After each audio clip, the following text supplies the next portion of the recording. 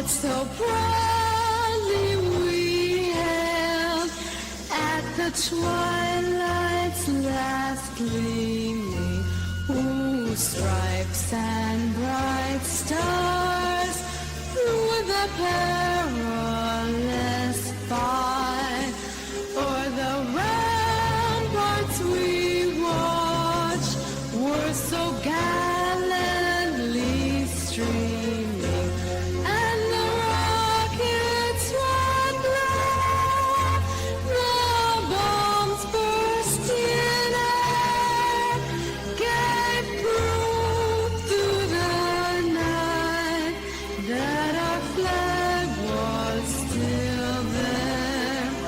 Oh, say does that star-spangled banner yet wave o'er the land of the free and the home of the brave.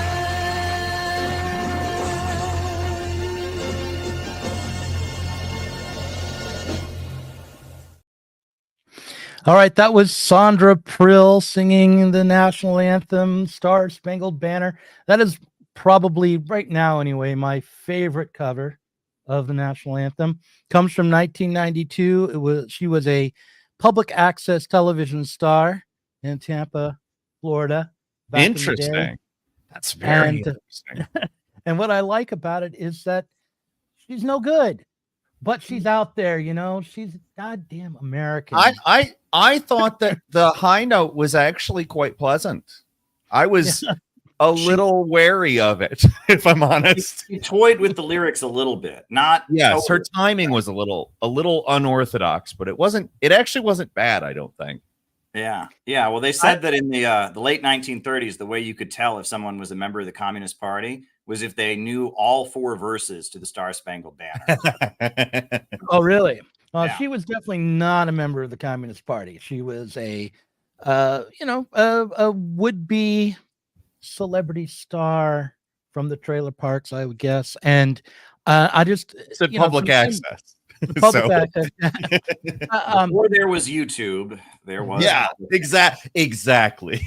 Yeah, no, I've we been are all. to MNN, Manhattan Neighborhood Network studio in Manhattan to do interviews before. It is a happening place. You know, there's like a high school like dance team, you know, in one area, and then you're like doing an interview in like one another area. And yeah, Manhattan Neighborhood Networks is still a thing. YouTube hasn't put them out of business. So there you go. Right. And so I just feel as though the whole, like, first of all, we would all be on public access if it wasn't for, you know, Yes, technological very development. much. And At I can't sing that well. I'll say that right now. Mm-hmm. But also I feel as though there's something in this spirit of like of public access television and the desire, kind of narcissistic desire to be important, even if you're nobody, that is very American. And that if I have no idea what that feels like, Doug.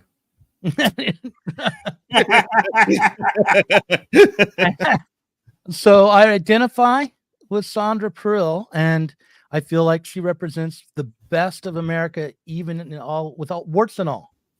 So that's. I agree, and I thought it was pleasant. I was a little wary of the high note, and she hit it. I thought she actually hit it pretty. Is she goth? Is that goth? Maybe I got a little new age, maybe. Yeah, I thought that was a late 80s. I was surprised to hear it was early 90s. 1992 I'm was not when she enough went of a off. Gen Xer to know if that was goth or not. I'm a She little had to have been a mall goth adjacent person, I have to imagine. Okay. It could have been as early as 87, according to Wikipedia. She started her show, which was called My Show, on public access television What a in lovely name. 1987, and it went off in 1992. So Sandra Prill, who was born the same year I was, 1970, wherever you are, I hope you're doing well. So why don't we dive in here? I put out a video yesterday that I don't know how many of your audiences have seen it, but it did pretty well on my own channel. I did send it out to try to get people to watch. And so I thought maybe we could start by just getting a reaction from the two of you, or either one of you could go at me or tell me what you think, or what did I get wrong, or how do we want to start with that? Well, firstly, I mean, I was talking to you a little bit ahead of time. I thought that most of the first half of it, I didn't really have a lot of objections. Second half, there were a couple of things where I sort of thought we're getting into territory where, you know, I don't necessarily completely disagree with everything said, but it's more, I wonder where we go if we get into more detail. So that's kind of where my personal viewpoint is on this. It's just kind of wanting to investigate exactly where we go with stuff. Well, I'll say a couple things. The opening of it, I agreed with, actually. And I was like you. I was much younger than you, but I fell into that, what would you have done in Nazi Germany kind of mindset. And that is a toxic mindset. And that comes out of the New Left. That's very much a Weather Underground mindset. The Weather Underground and all of them, we're the good Americans. And the rest of you are all sheep. And this is an evil civilization. That is a toxic way of being. And if you get into that mindset, it leads to a very, very depressed place. And some of the most, just toxic and destructive leftists I've met really have a Winston in 1984 complex. And that's just not a good way to be. So that part I liked. But a couple things that just stood out for me. Number one, I have no use for Theodor Adorno because I've actually read this thing. The Authoritarian Personality. And I find this book to be absolutely, first of all, what does this have to do with Marxism? Right? I mean, this is all about how there's this type of personality out there. There's people who believe in causes and want to sacrifice for something that's right, believe that clear right and wrong does exist. Everything's not just a matter of opinion. And those people are all dangerous and deep down they're potential Nazis. And I find that to be a toxic message. And also what I find to be amusing about it is he cites Wilhelm Reich. And Wilhelm Reich is like one of these, I get like little side interests. So I've read Wilhelm Reich. I've read The Mass Psychology of Fascism. And it's one of the funniest books I've ever read. I mean, Wilhelm Reich, he talks about Hitler coming to power because everyone was horny deep down. And Hitler turned them on. A swastika looks like naked bodies. And the Hitler salute is an erection. And all these Nazis, all these parents were not letting their kids jerk off. And so they were just horny all the time. And Hitler came along and was doing that Nazi salute and had this flag. And they were just also turned on. The Nazis came to power. It's really funny. It's hilarious. But the fact that I haven't read that book. I have to. That sounds... Adorno would cite that as serious scholarship in his authoritarian personality study is just like, give me a break. And I see it as anti-populism, right? Marxism is a populist ideology. Right. It is an ideology that, the Communist Manifesto, he says all previous political movements have been movements on the behalf of minorities. But this is a movement of the immense majority and on behalf of the immense majority. So I find it to be, I get the same vibe I get from Susan Sontag in her fascinating fascism essay. And the same vibe I get from Hannah Arendt and her, Eichmann in Jerusalem. It's like this belief that deep down the masses of people are the problem. Right, that they are sheep, they are dangerous, and that it's almost like we're fighting the masses of people because they're dangerous and easily manipulated and not smart intellectuals like us. We're not fighting a system that puts profit over people, and we're not fighting on behalf of the masses of people. We're like trying to get protection from them as the good intellectuals. That's what I get from the Frankfurt School and a lot of my stuff. So that's Adorno, and we can talk about other things. I'd like to hear more about Stalinism and stuff like that. But there you go. But I did really identify with the opening bit. So yeah. Let me see if I can defend Adorno a little bit. First of all, I don't want to defend the authoritarian personality, which is something I haven't read. I've read Negative Dialectics, and I've read The Eclipse of Reason, and there's another book that he did with Horkheimer, which I've read. But I've read Minimum Moralia. And look, when I first read Adorno, I found him to be at times absurd. His writing style is difficult. I remember he wrote a series of exchanges with Horkheimer. I think it's called The New Manifesto. And when I first read it, I went on Facebook and I said, were they high? What was going on? Yeah. But as I've read him more carefully, and also my opinion has shifted about just what socialism is or what it requires, I read him differently. And I think I put it in that video, which was not so much that he's saying there's something innate to the uneducated people, but rather that we have a culture that has been industrialized, and that not just amongst the working people, but overall amongst the masses, it trains people to conceive of um, their life in a way that is aimed only at uh, the market, or at exchanges, or that is dictated to by how things relate to the market. I mean, there's some simple examples I could point to, but when you think about like a movie review, often enough they'll mention the box office as if that is an indication of its quality. I would say that today the way in which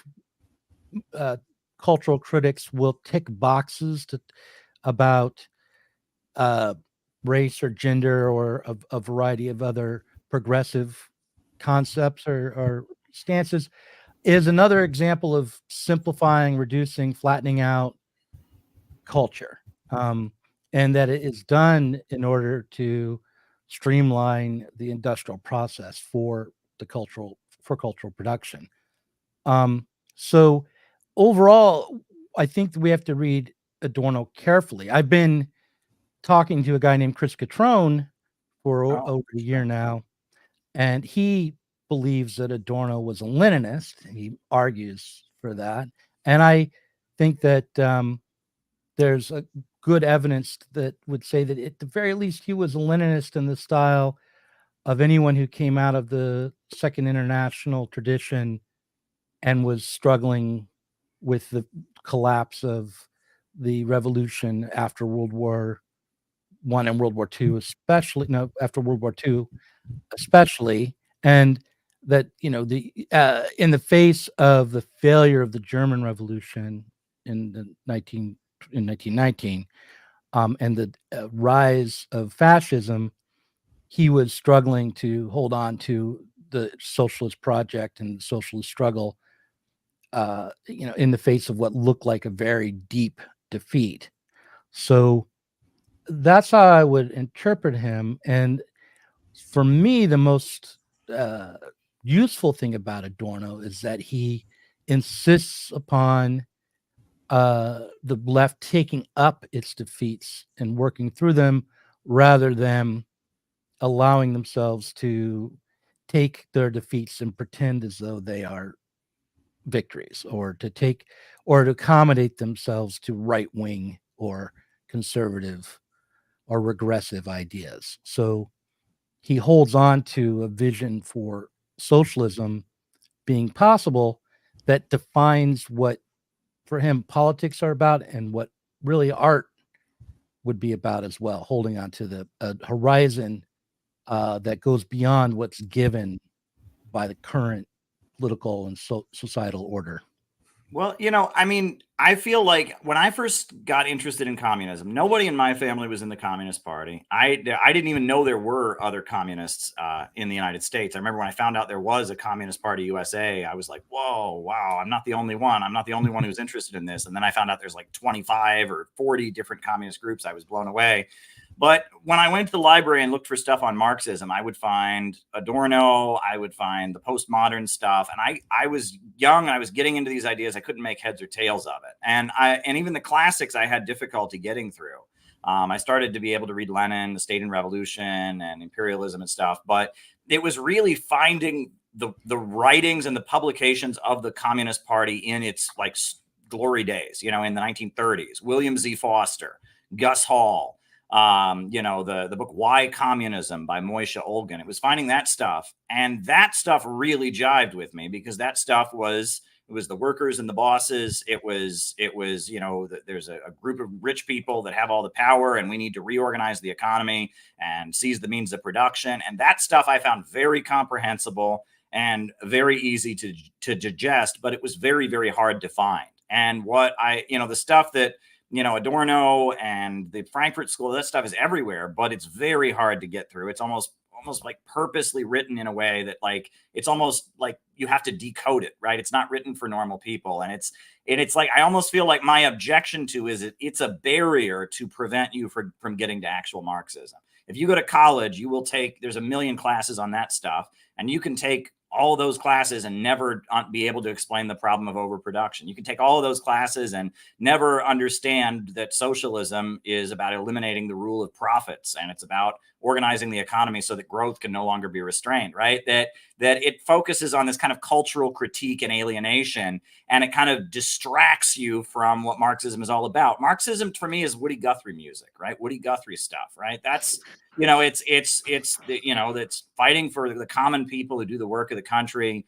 It's opposing the wars that the capitalists wage. I mean, it's, you know, I mean, it's stuff that I think really could resonate with the bulk of the population if they got exposed to it. And I feel like a lot of times the Frankfurt School plays the role of making sure that stuff doesn't get to the people, and instead that people get into it, get kind of diverted and taken to this other place.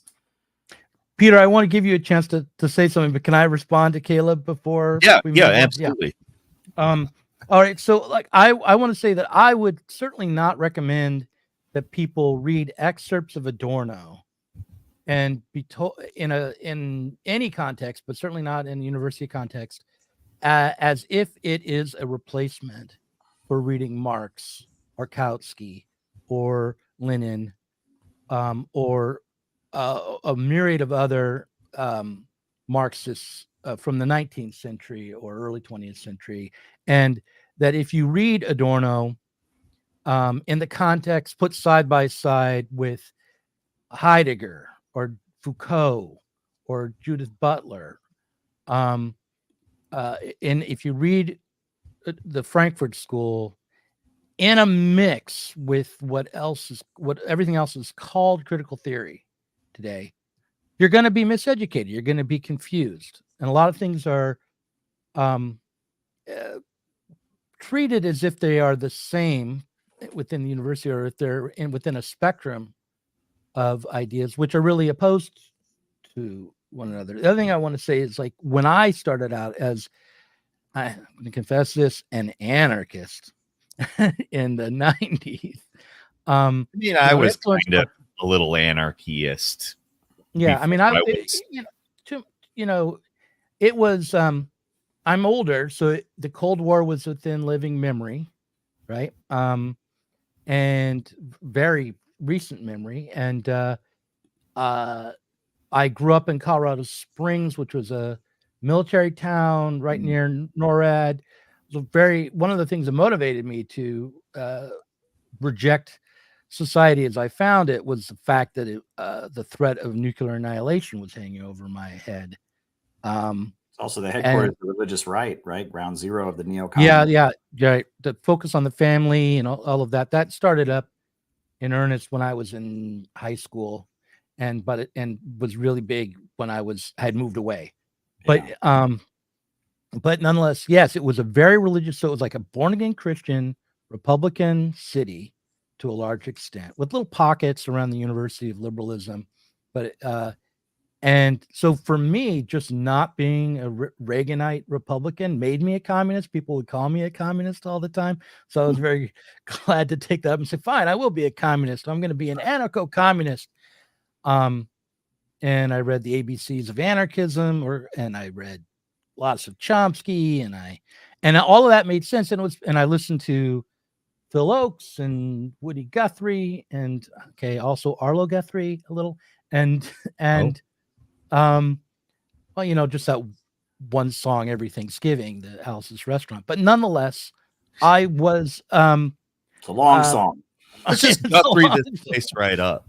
Yeah, but I also my parents weren't communists by any means. My father was a Democrat, which again made him a commie. I grew up in an area like that too. I know what you mean. Yeah. But yeah, no. So I relate to this idea that you don't start talking about the need for socialism or the need to break free from capitalism by saying, oh, well, the culture industry is, constraining thought and turning pop music and flattening it out and Beethoven and a bikini are the same. None of that's going to get you anywhere right away. I do think, though, that you have to move beyond the first level, which was sort of my anarchist level, which is like, fuck the man, they're keeping me down. It's all about the being oppressed by power and authority. Because, and you know what changed my mind? I was pretty old by the time I gave up on my anarchism. It was like 2009. I was 38 years old. It was around the time I started podcasting. And it was because of the economic crisis of 2008, where I realized, oh, there are things going on in society that I don't have a full understanding of, that I should try to understand. And so I started interviewing economists. I started with an anarchist economist, and he sounded like a typical liberal. And I got around to interviewing Andrew Kleiman, and Brendan Cooney and a few others. And through understanding how political economy functioned is how I shifted from being an anarchist into being a wannabe Marxist of some kind or another. And so and when you understand that there's sort of an objective character to it, that it's not merely a matter of bad guys who want to be rich pushing down the poor people, but rather something that I've heard you say, that the way in which we produce the goods of the world actually sets up a contradiction where the more productive the society is, the more poverty it's likely to produce. Then you start to see the need for transformation on a deeper level than simply get the bad guys out of office or find good capitalists instead of bad capitalists and things like that. So anyway, That's so where- I go ahead. Let's hear from Peter. I feel Let's like hear from that's Peter. where I can probably come in and say what my kind of problem with the sort of Frankfurt stuff is. My issue is that it is all very focused on cultural critique. It's all very oriented towards not that. And just to not, I don't want to get, I'm not going to claim that I am an expert. I've certainly not read the entirety of any of Adorno's work. I'm not going to pretend that that is something that I have done. I don't want to sound like I am making anything up about what I know. I've read some of it. I have read aspects of it that make me think what I am thinking, certainly. But I think that it's very focused on culture. And then I think that if we are addressing culture, we're ultimately playing into an argument that will put us only in preserving capitalism. If we are attempting to progress culturally within capitalism, we're not addressing anything material. We're not addressing any material contradictions. That is one of my big objections to the sort of Frankfurt mindset, I guess, so to speak. It's not so much that they have no criticisms that are correct. The various people that I have seen, I certainly agree with the idea that there's a culture industry. I certainly agree with the idea that there are ways in which that is expressed that put us in a situation that we're lied to without feeling like we're lied to, et cetera, the commodification of culture, et cetera.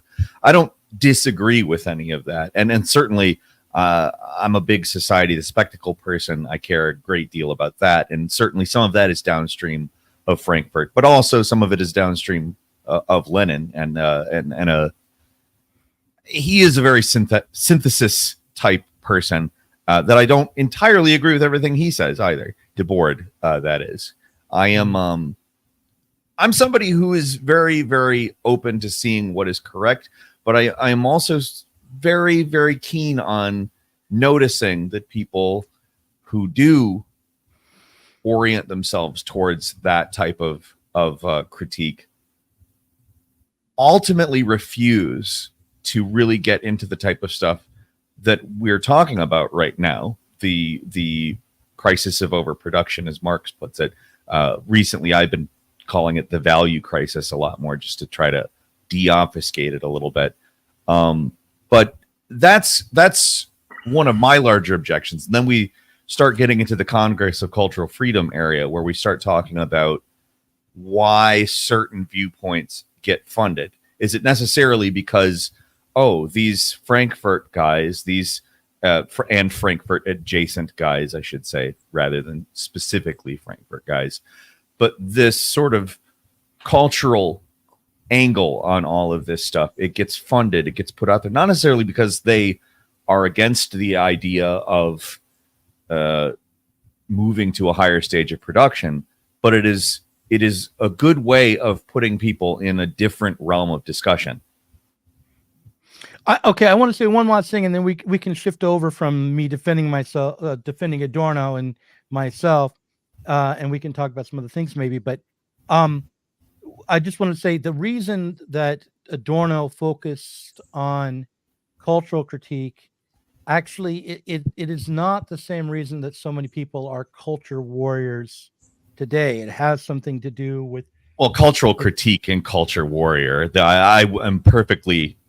I'm able to distinguish the two of those things. Right, Well, but it's not like let me just say one thing, and then it's the same reason it develops out of imperialism. It's the same reason that Lenin and others said that the form of capitalism had changed in the 20th century, and that imperialism was now the highest form of capitalism. That Adorno started to focus on the cultural effects of an administered society through an imperialist state where power had concentrated so thoroughly and into powerful blocks within society and the global society. So it was not so much that he was simply wanting to talk about culture as if culture drove the way society functioned, but rather he understood that the way society functioned, which was through capitalist modes of production, set up and determined the way culture functioned, but then also that culture, when managed, could help reproduce the terms of society on that political economic level.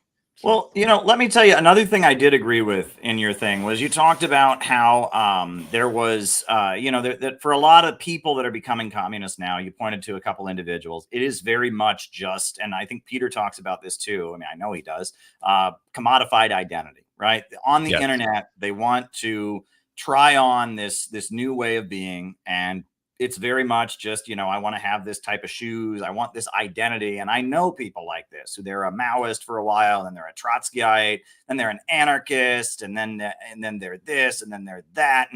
And it's interesting because I saw that Lauren Southern, who's a far right commentator, she did a similar video talking about internet religions. And how on the internet, a lot of right wingers, they're Jewish for a while, they're a Muslim for a while, they're an Odinist or a pagan for a while, and that none of these people are any of these things. Because in order to really do any of these things, all of these ideologies were meant to be practiced, right? They were created for people to form groups and do things, to live a lifestyle, etc. And if you just try something on the internet as a way of like showing all your friends, this is what I am, you don't get to the essence of it. And that you can't really judge any of these ideologies by how cool you feel when you call yourself that on the internet, right? All of these ideologies were intended to carry out a practice, to build a community, to build an organization that carried out and achieved real goals. And that is one thing I am very thankful that the internet, or at least social media, was not a big thing when I got involved, because I had to go and find real communist groups and get involved with them. And they taught me to sell newspapers, and they taught me to organize protests, and I got to actually be involved in at least some kind of practice, as limited as it was, right? That's the whole thing. I think the Bible says you shall know them by their fruits, right? And then that kind of brings me to, in your video, you kind of threw out something about Stalinism, and you didn't go into great detail. And I got to tell you, outside of like lefty intellectual circles, to most people, if you say to them, I'm a communist, I'm a socialist, I'm a Marxist, the first thing out of their mouth is, didn't that fail everywhere it's ever been tried? And if you don't have an answer that isn't, yeah, but, oh, that's true, but, I mean, you've already lost the argument, right? And that's why I have always been a tanky or a Stalinist or whatever you might want to call me, even in the time that I might have been into Trotsky, is because that is a lie. The idea that socialism failed everywhere it's ever been tried is just not factually accurate. The Soviet Union became a world power. It defeated the Nazis and invented space travel, raised millions of people out of poverty. China is the second largest economy in the world today. I mean, huge achievements. Cuba and what they achieved is the highest life expectancy in Latin America. Many, many examples, and that we have to push back on that. And it's like, you talk about the failures of Stalinism. I think about the time that Stalin died, right? At the time Stalin died, at that point, not only had the Soviet Union defeated the Nazis, not only had Eastern Europe started to industrialize and people were getting hospitals and schools and paved roads for the first time, but China had then already started on the path of industrializing. Space travel was on the verge of being invented. And the civil rights movement in America, the modern civil rights movement, was starting because for years, the Communist Party, funded and promoted by the Soviet Union, had been the only group in the United States that talked about Jim Crow and the oppression of Black people. I remember in my little town in Ohio, I dug up an old newspaper article called "Take That, Uncle Joe." And it was all about how Stalin had given some speech saying that America was a racist country, and the first Black family in my little town had been able to buy a house. And so they were saying, "See, Stalin doesn't know what he's talking about. Take that, Uncle Joe." And that showed that the Soviet Union at the time of Stalin's death and the global communist movement, that was a moment where, that was like a high point, right? It was like, globally, anti-colonial struggles were on the march. Labor unions, that was the post-World War II economic expansion. That was the height of the welfare state in Western Europe. That was, it was a moment where if there's ever been a time where the left or communists were winning, I would think that, 1953, 1954, that was kind of a high point. Now in America, it was McCarthyism and such, but globally, that was, I don't see that period as a failure. Now, obviously, the problems that came later were rooted in real problems that existed during that era. No doubt about it, right? Everything comes from its predecessor, right? And so, the Khrushchev secret speech, the Sino-Soviet split, the eventual fall of the Soviet Union, all of that still has roots in the Stalin era and problems of that period. But I don't view Stalinism as this mistake or defeat. I view, that was a moment where, the communists came out of World War II. They had been the anti-fascists from day one. They had defeated the Nazis. I just view that as a moment where the left was looking pretty good. If anything, we should be trying to learn from the achievements and the lessons, because they were certainly doing a lot better back then than we're doing right now. Everything you just said about Stalin, someone like Steven Pinker would say, using the same logic about neoliberalism, and he would be equally, right. He's on the other side. Neoliberalism would none of the metrics, side. But Caleb, none of the metrics you used were different from the kinds of metrics that could be used by defenders of capitalism to accurately defend capitalism. Capitalism certainly lifted the world out of poverty. Capitalist production certainly extended the life expectancy of most people around the globe. Capitalism did get people to the moon. It invented. We think it was flight. an advance over feudalism. Right. Yeah, but wait, hold on. That's not the metric by which we should judge socialism. If someone were to ask me, why did the Soviet Union fail? If socialism has failed everywhere it's been tried, I would say, so has bourgeois forms of freedom generally, or I put it differently, so is capitalism. If you mean going through economic crisis, having mass poverty, having massive wars, having the threat of annihilation hanging over our heads. Those same things occurred under capitalist forms of production as well. And so what socialism is about is not simply lifting everyone out of poverty for a time until things fall apart again, but rather overcoming the internal contradictions that are inherent to this mode of production, which is something that the Soviet Union never managed to do. I'm not blaming anybody particularly for that, but the project of socialism was an international project. It was not aimed strictly at industrialization wasn't opposed to industrialization, but it wasn't aimed at industrialization alone. It was about eliminating the class character of our society, overcoming the value form in production. You disagree? Yeah, I You disagree with that? everything. I mean, I think that it was about overcoming the fact that with the capitalist economy, production is carried out to maximize profit for owners. And as a result of that, you have a situation where the more wealth that's produced, the poorer people get. You have mass unemployment. You have all kinds of labor power that's not being utilized. And socialism eliminates that with a centrally planned economy where production is organized rationally and growth can continue. And I see the Soviet Union has very much achieved that. When Marx claims that, and I think he's right to claim that the more efficient production is, the lower the amount that workers earn as a form in terms of value. Why does he say that's the case? What is his reason? His reason is that the means of production are operated in order to maximize profit for private owners. And so the less human labor power that is necessary and the more replaceable that human labor power is, the lower that they can pay for it. And the more... On one level, you're right, but ultimately, no. The reason why that happens is because the time spent working, the labor time spent on average working, is what sets up the value for the in the commodities themselves. Sure, I don't disagree. So the more that the less time you need to spend to make commodities, the less value those commodities individually will have. Right. The less you need to pay workers to reproduce themselves. Well, it's not even about need, though. It's about what's possible. You can't pay the worker the entire amount. Well, the point is the capitalist tends to pay just enough for the workers to reproduce themselves. I mean, obviously, that level that what it takes to reproduce a worker is different culturally, right? But ultimately, the capitalist doesn't want to pay more than they have to in order to get the worker to return to work the next day.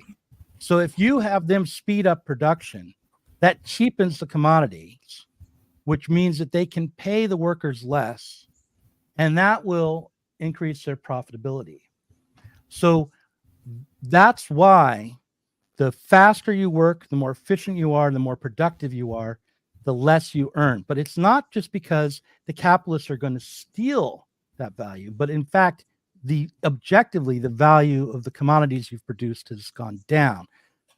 Right. Also, though, ultimately, when you speed up production, right, the falling rate of profit is next. So the less human labor that's involved, the less value the capitalist can extract from the profit. I mean, the less value the product has, and I mean, we all agree on this. Let's talk about the Communist Manifesto, because what does that have to do with the Soviet Union, though? I don't. Yeah, I'm confused as to how that disproved what Caleb said. The Soviet. Well, what Caleb did was he listed all sorts of things that the Soviet Union achieved that had also been achieved by capitalism overall. Now, that doesn't mean, I'm not saying that proves that the Soviet Union was capitalist. I'm just saying what socialism is aimed at is not those kinds of things that you could say about any capitalist society. That for a time it created a mass abundance. For a time it lifted lots of people out of poverty. It innovated technology. All those things are true of any capitalist system. That doesn't mean that the fact that it's true of the Soviet Union means the Soviet Union was capitalist. I'm just saying you're not pointing at the kinds of things that would make socialism different. Well, I am because production in the Soviet Union was not done for the profit of private owners. It was done according to an overall state central plan where you didn't have this problem. They continued to grow. Their economy continued growing for the entire time they existed. They had the highest growth rates in history. They went from being a deeply impoverished country to being a superpower. And that it was capitalist industrial production, but it was organized according to a central plan. And that's what socialism is. Communism is the higher stage in which all coercion has been eliminated, which there are no wages, etc. But the lower stage of communism is a rationally planned economy. Stalin himself admitted that the law of value still applied in the Soviet Union. Yeah. So the law of value is what sets up the impoverishment in terms of value. This is Trotskyite obfuscation. These are the things that Leon Trotsky said in order to discredit the Soviet Union. Like No, this this is is not this is a obfuscation. bunch It's of based on Marx. how can we make the Soviet Union not socialist? Let's dig into Marx and let's find some loophole and all that. The Soviet Union clearly had a system that was I contrary. didn't dig into Marx in order to discredit No, but you're Stalinism. repeating this is in Stalinism was academia. This already is dead everywhere. by the time Yeah. I'd start digging into Marx. I know, but I've started heard this digging into stuff Marx too. This is in all order to out there. understand the economic Yeah. crisis of 2008 in the United States. It was only through that process that I decided that by the standards that I would apply to any capitalist country, understanding how capitalism works the way it does, in this country, I would have to also say similar things, not exactly the same, about any country that operated based on the exploitation of labor time to set up value in the society. Well, here's my issue. Maybe I'm wrong, but don't impugn my motives here. I'm not. I don't know that he was about your motive. I'm imputing the motives of the people who taught you this, because this stuff is everywhere. I mean, this is every college campus. This is everywhere. This is what you learn when you learn Marxism. The Soviet Union wasn't real communism. It was first Lenin distorted Marx, and then Stalin distorted Lenin, and it's all. But this is just not globally. There is a communist movement that just doesn't feel this way. So explain to me how it would be the case that there would be no declining rate of profit if there was only one center for the accumulation of the surplus generated by. It's not about that. That's not. That is what happened in the Soviet Union. I mean, if you admit that Stalin admitted that the law of value still applied, and by the way, I don't understand. So this is my problem with the whole thing. The idea here is that we're putting capitalism and communism as a goal into a dichotomy as two different ideological paths, and they are not those things. They are stages of history. They're stages of society. We're looking at this like which one's better, and I don't give a shit which one's better. I give a shit where history goes. Like, to me, this is not a productive discussion to sit here and talk about like how the USSR wasn't socialist or how capitalism did succeed. Of course, capitalism succeeded.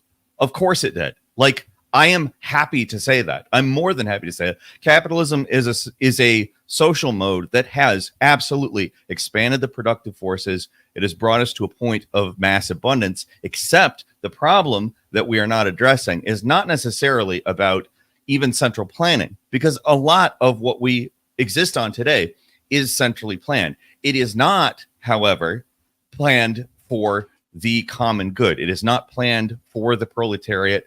It is not planned for the benefit of that. It is planned for the benefit of the ruling class, the bourgeoisie. It is planned in that way. That is the problem. It is not nice profits. Yeah. The problem is not. Caleb made a claim that I want to understand better, because, and I really mean this. You claim that even though the law of value still applied in the Soviet Union, that the Soviet Union escaped the downturns that would normally arise from that. Yes. How did they do that? By having a state central plan, by controlling the means of production. Well, if we had a state central plan here run through policies out of Washington, where they tried to correct for the irregularities that arose from creating value this way, could we do the same thing in the United States? No. Why not? Because our state that would be making that plan would be the property of capitalists, and they would make such a plan in the hopes of stabilizing it in order to maximize their profits. There are capitalist governments around the world that have heavy state involvement in the economy, like Singapore, Saudi Arabia, et cetera, but they're planning to maximize profits for owners. And they are able to maybe stabilize some of the problems, but you still have the boom bust cycle. We're talking about the anarchy of production here. Like, yes. it's simply put. And the reason why I said what I was saying, I see no issue. Like the dichotomy of why neoliberalism did well, like the idea that because the things that Caleb said were also things that neoliberalism ultimately did. I don't understand why that's a problem. I see no issue in saying that neoliberalism accomplished things. I don't think that's an argument against socialism accomplishing things. Mm-hmm. Well, look, I'm serious here that I want to understand this, because I want to explain to you why I disagree. And it's not because of, I mean, if it is because of being miseducated by Trotskyists, then re-educate me, okay? Because I'm open to it. But my understanding is that the reason that the economic crisis happens is not primarily due to the greed of the capitalist class taking too much out of the surplus and not reinvesting enough of it into production. Well, it's not greed. It's absolutely not greed, for one. Well, it's just physical impossibility. But like if you look at most capitalist ventures, most of the surplus generated by workers gets reinvested into the company and doesn't go into the private pockets of the capitalist class. And we couldn't solve the economic crises that arise simply by redistributing the wealth of private individuals, right? So absolutely. Yeah, we're not for the redistribution of wealth. We are for a change in property relations. Yes. Right. But how is changing property relations different than redistributing wealth? Well, wealth is just what you have, right? It's just income. It's just property or whatever. Property relations is why production is carried out. I mean, So I live in. I disagree. Property relations is what you have. Who owns the wealth that's produced?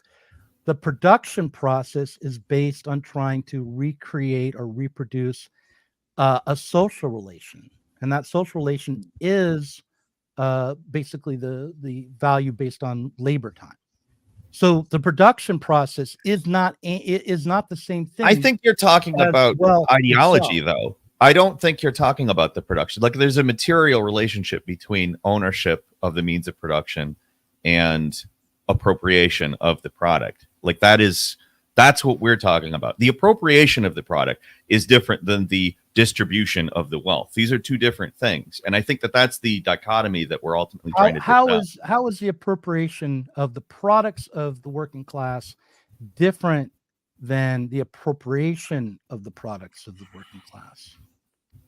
Well, I think that if you read Engels, and I think Marx says it, he talks about preliminary transformation. Under capitalism, the means of production only function as preliminary transformation into capital, right? This book, or I'm trying to think of an example. This computer that I'm speaking into right now wasn't created because people needed computers. It was created because a capitalist thought he could get a return on his investment by putting up the money to make it, right? Food isn't created so people can eat it. It's created so that big box stores and agribusiness can make money from it. Housing isn't created because people need a place to live. It's created so that, landlords and banks and real estate conglomerates can make money from it. And that's why you have situations like the property values continuing to go up, despite the fact that the demand for housing is increasing because they can make money through real estate speculation. All of this is the anarchy of production, the chaos of the market. And socialism is means of production. First of all, it's a revolutionary working class government coming to power and then using state power to centralize the means of production. So you don't have the anarchy of production anymore. You have a rationally planned economy so that you don't have these problems. Like that's what it's intended to address. And and all of this stuff you're talking about, this is this is what I was kind of getting at in the beginning about how this is a distraction. They don't want you to hear this. Right. They want you to hear, they want you to hear about alienation. They want you to hear, and all of this. And this is like the worker cooperative thing, right? Worker cooperatives are great. I'm not against them, but they don't address the problem of anarchy of production. They're still trying to maximize profit for themselves. They're going to compete with other cooperatives. They're going to, try to advance their technology and have fewer employees, because even if they're all getting an equal share, the less employees you have, the bigger your share is going to get. You still have all the problems of production organized for profit, right? And that is what we need to abolish, production organized for profit. Yeah, I agree with you that production organized for profit is what we need to abolish. And I'm not trying to hold on to the profit motive. I'm not a market socialist. I don't think that co-ops are any kind of solution. These are things we all agree on. I guess I want to talk about the Communist Manifesto and something that you made a video, which I kind of like the title of, which is Destroying BreadTube with the Communist Manifesto, which while. I would it's like 3 years ago. For me, that was 3 minutes ago. I'm 53, okay. So like three years ago. All right. Yeah, you made that really recently. I went to sleep for like 10 minutes and woke up, and now it's 3 years later. But anyhow, you were reading a section of the Communist Manifesto, and you read it well, and you were very convincing in for the most part, but you skipped over a couple of parts that I would want to include in order to understand. So let me see if I can find it. But do you remember the section you read? I have it in front of me, but I'm like scrolling through it. But it started with basically needing to conquer democracy for the working class. Yeah, the working class must raise itself to the left. It's the very end. It's the part where he explains what socialism is, right? And he says, the first step in the revolution is the working class raising itself to the level of the ruling class and winning the battle for democracy, right? You have a mass popular movement where the people who don't normally get involved in government and all of that express their will. The working class, they express their will. They win the battle for democracy. They defeat the rich and powerful, and they establish a working class government, right? And that's the dictatorship of the proletariat. We live under the dictatorship of capital now. And with a mass popular movement, the working class movement establishes itself as the government. And then the next sentence is, and the working class or the new state. The proletariat will use its political supremacy to wrest by degrees all capital from the bourgeoisie, to centralize all instruments of production in the hands of the state, i.e., of the proletariat organized as the ruling class, which is important, and to increase the total of production. I'm sorry, the IE and synchronization just cracked me up. I don't know. I'm sorry. And then you go on and you emphasize how there will be despotic inroads on the rights of property, and that's true. Like you're going to have to dispossess the bourgeoisie and violate laws to do so, probably, and the bourgeoisie aren't going to like that. And on the conditions of bourgeois production, that's a line you didn't include, or if you did, it wasn't emphasized. By means of measures, therefore, which appear economically insufficient and untenable. You didn't say that either in your video, as far as I remember, but which in the course of the movement outstrip themselves, necessitate further inroads upon the old social order, and are unavoidable as a means of entirely revolutionizing the mode of production, which you also didn't mention. So what you did talk about quite a lot was how, look, this isn't going to all happen at once. It's going to happen differently in different countries. Well, that's a quote I always emphasize, because I've been attacked for saying socialism with American characteristics, because we all know that the big part of being a leftist is you hate all things American and all that. How dare I say that? Well, it says right there, it will be different in different countries, and the road to socialism in America is going to be different than elsewhere, right? And that rest by degree, that's also very important, right? Because I think it should be easier here than elsewhere. Because we have more rights in the United States than most other countries, certainly more than Canada. Well, it's not a matter of it being easier. It's going to be different, right? It's going to, I think the revolution here will have aspects of American culture here. It'll have aspects of the American way of being here, that it won't be aesthetically and ideologically the same as it is in other countries. And aesthetically, but it will be different, hopefully, because we won't be put in jail as quickly. We'll have more recourses. But as capitalism, democracy becomes abolished in the process of a revolutionary movement. I'd hope that we could just very quickly have a peaceful transition to socialism. But as we've seen, what happens in a capitalist crisis is the ruling class begin fighting with each other. You have Bonapartism. You have the collapse of the liberal society into an illiberal fascist state. And that generally, that's generally how these things go. I don't think the open democracy is going to last amid a long-term capitalist I was going to say the same. We can't assume that's permanent. No, but you certainly can call upon workers who have been brought up under conditions of freedom to demand that they get to hold on to it. Yeah, and that's sure. Yes. Yeah. So if you have a culture that's accustomed to basic bourgeois forms of freedom, like freedom of speech, freedom to assemble, freedom to petition the government, due process, you are more likely to have a movement that has the strength to try to hold on to those things. And if you have a culture where you're used to your uncle getting tossed in prison for whatever reason, or for having the wrong books or something like that. Caleb brought up bonapartism. I think this is a particularly good place to inject a part of the 18th Brumaire essay. The idea that the capitalists become popular based on ideals of liberty, equality, fraternity, et cetera, and that they are quick to abandon them. I'm completely on your side with this. I think that that's a very, very, like, the idea that the people are used to these ideas. These are American ideas. We are raised to believe we're supposed to be able to say what we believe. We're supposed to be able to express what we believe. I am completely with you on this. I think that the American subject, more or less, is ideologically primed to want to fight for their freedom, to want these rights. And if they are taken, I do agree. I think that it is a good position to start from. Yeah. Yeah. But so the other thing I wanted to point out, so there's a couple of things here that you left out from your reading of the Communist Manifesto. Can I say something before you say that? Yeah. Mm-hmm. That's part of why I don't join the Stop Trump hysteria. I mean, Donald Trump was not a good president in a lot of ways, but they're trying to throw him in jail to keep him from being president. And, when the elected president, fired the head of the policing agency, the FBI, there was all this outcry. How dare the person that won a democratic election assert control over the policing agencies? And throughout his presidency, we saw many times we were told that Donald Trump was acting too much like an elected leader and not letting, the de facto rulers get what they wanted. And I would see the anti-Trump hysteria and the jailing of all these January 6th people, along with the prosecution of the Uhuru movement and all of that.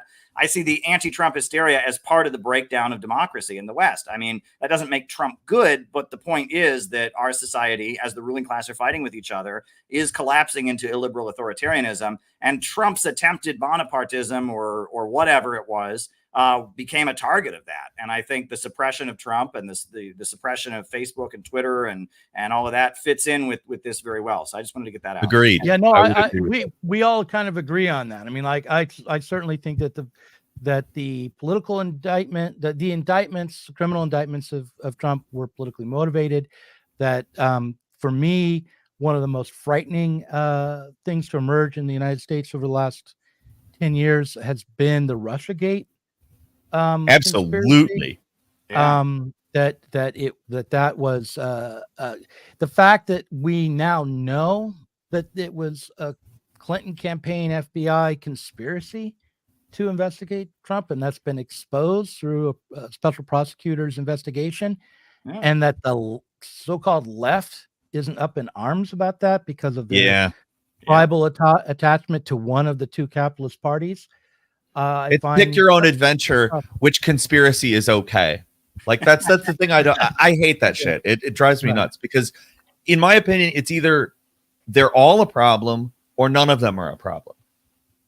Right. As long as you have proof that and I'm not saying like every conspiracy theory. I am saying everything that we have proof of, the Russiagate and every complaint that Trump has about the voting being fake or any of that. Like, you hear the Democrats saying, "Oh, well, look at that conspiracy," and it's like, well, I mean, you've been proven, like your guys have been proven to do the same, if not maybe even a little worse. To be like, I'm more than happy to criticize Trump on that, as long as they're more than like. The same thing goes for January 6th. We brought that up a little bit. When people call it an insurrection, I'm like, no, I'm absolutely. I think that that's completely insane wording of this. If you're calling it a riot, I'm more than happy to talk about it critically. Like, I don't think that it was necessarily a productive thing to do. I don't think that it was good. I think that it was a riot, and I think that a lot of the riots that took place in 2020 that were leftist oriented weren't good. I think that riots aren't generally a good thing. They are unfocused energy that is just being expressed angrily. It's not necessarily helpful. It's just like, well, we got to call these things what they are. I want to go back to the Communist Manifesto, and then we can start talking about what we agree with each other about. I'll try to talk more. Yeah, and I'll let you. But I started this conversation between the three of us because I want to be invited back to play. So I know I've been a little bit. The thing is, like, let's talk. Yeah, well, aggressive, I don't know is the right word, because both Caleb and myself are very, very used to actual aggression. Like, you're disagreeing at least like an adult here. Like, and I'm at least trying. Like, this is partly why I haven't talked enough, but I'm not trying. I can be a very aggressive person in terms of how I speak. I'm very assertive. And I'm always overcorrecting for that in a discussion where I feel like it's important to act like an adult. So, I mean, that's how I'm approaching this. We haven't sunk into debate bro territory. This is a productive discussion. So. Okay, great. I don't want to do that. I hate that. Oh, yeah. So, but I'm going to do a little bit. I'm going to flirt with it a little bit for a second longer, and then we can talk about because I want to hear from you guys what it means to be a MAGA communist and what the differences are between it, because I'm out of touch and I need to be educated. But so the revolutionizing of the means of production, that's I think a very important part of the Communist Manifesto. And while it does include increasing production and making more goods available and making the production process more efficient, it doesn't only mean that. It also means breaking the class character of production, which I think we could discuss later. So it means because the dictatorship of the proletariat exists, because the working class has total political control, they now have the ability to transform how production occurs. And without that transformation in the realm of production, there is which I think would occur if there was a dictatorship of the proletariat. Without the dictatorship of the proletariat and the transformation of the means of production and the form the production takes socially, I don't think we would get free from capitalism ultimately. And also, I want to point out that while it's true that Marx absolutely believes that the proletariat has to seize the state, not just in one country, but in many countries over time, he does think that so that the political character of public power will diminish, meaning that the need for the government and the state will decline. Oh, sure. And it's not, and through the revolution of the means of production. So it's not that Marx's vision was to create the perfect body of armed men to control civil society, but rather that by the dictatorship of the proletariat emerging. We're talking about order of operations here. That's what this is. I just want to point that out. Would you disagree with that, Caleb, or do you agree with that? I think that this points to a really important aspect of Marxism, which is understanding that human beings are constantly going to a higher mode of production, right? From hunter-gatherer civilization to slavery to feudalism to capitalism, and that each mode of production is more free because there's a higher level of abundance, and that Marx's vision of higher communism was based on vast abundance. The idea is the artificial restrictions on production created by all the irrationality we discussed would be gotten rid of. So more abundance would be created and more freedom would exist as a result of that. And the need for a state would wither away because there'd be so much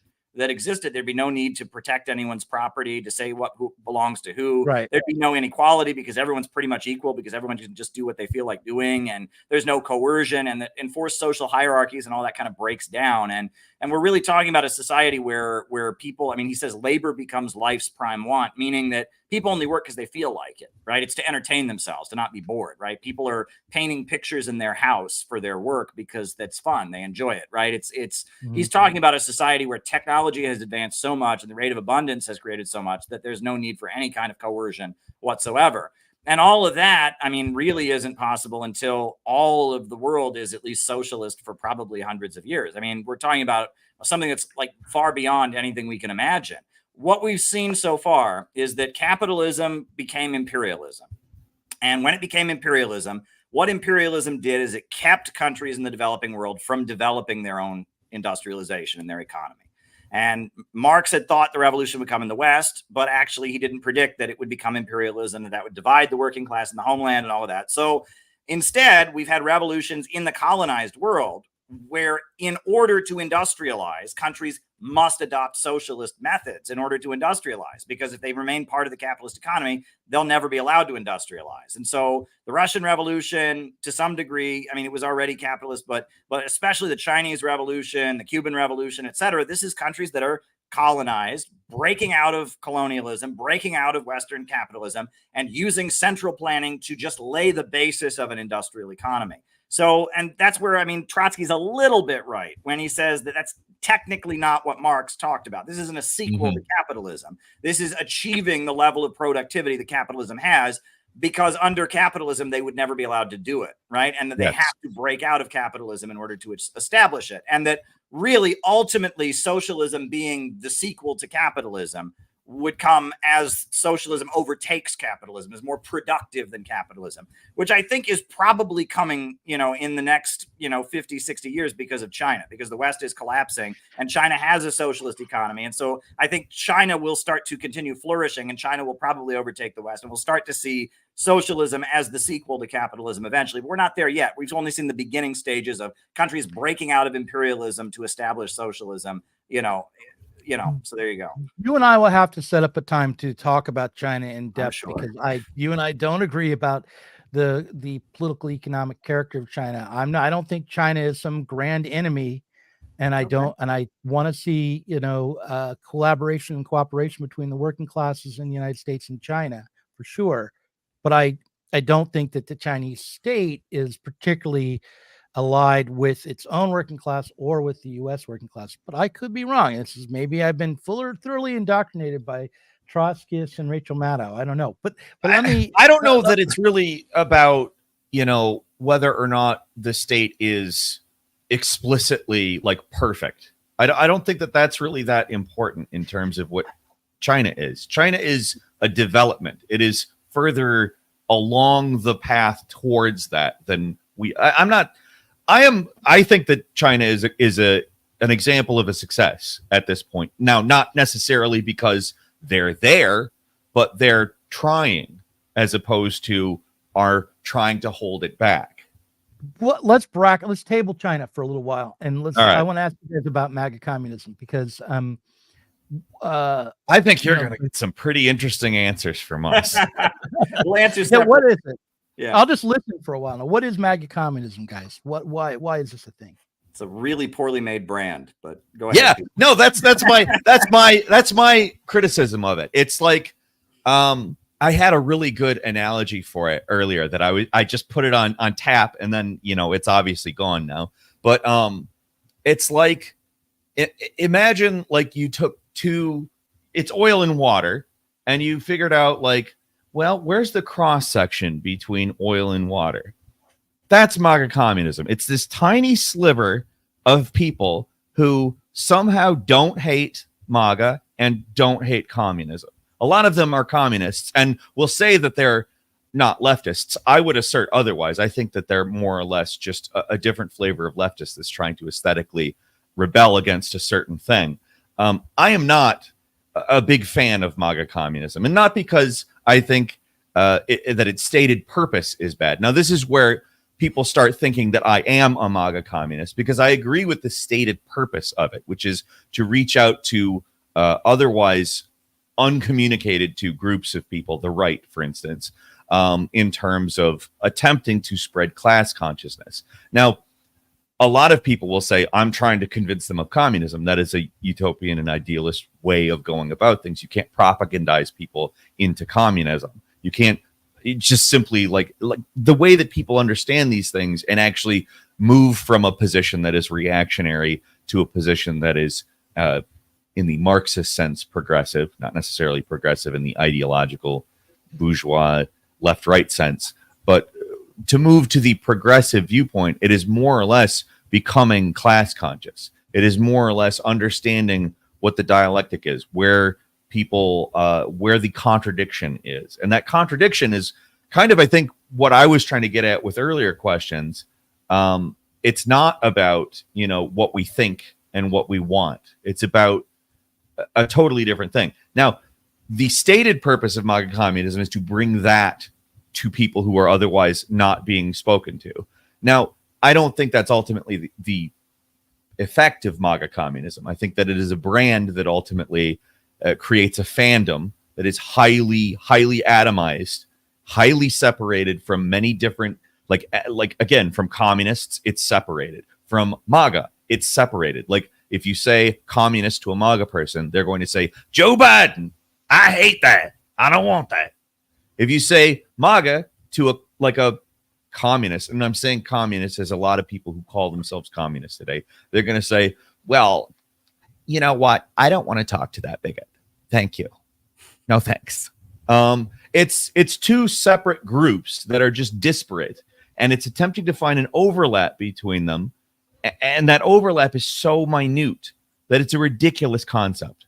That's my opinion of what MAGA communism is anyway. So I'll give you my opinion. I guess, I have given the benefit of the doubt to the brand creators for so long, and I'm done doing that. I'll tell you what it is for them, and I'll tell you a more generous interpretation that I might take of it. But I am convinced that for the brand creators, it is an attempt to get attention for themselves, right?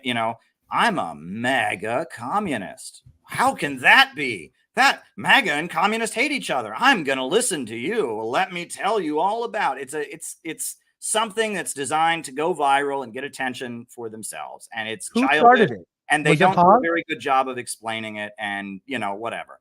Now, Was it Haas who started it, or who I'm not started saying it? names here. I'm not saying names here, but Okay. the interviews that people do and all of that, they don't explain a single Marxist concept. They just sit there and they don't get asked about them. And these right-wing media personalities who, you listen to any other show they do, communism is pure evil, it kills millions of people, and then they get one of these doofuses in front of them and they just go, I'm a MAGA communist. And they go, wow, you're a MAGA communist. And all of a sudden they forget all about Stalin killing millions of people and all their anti-communism because they're just trying to boost this person. It's I'm not a big fan of I'm tired being generous to the people who invented that brand. But regardless, I have said that I have not denounced MAGA communism because I believe, and I wrote an entire book about it called Where is America Going? Marxism, MAGA, and the Coming Revolution.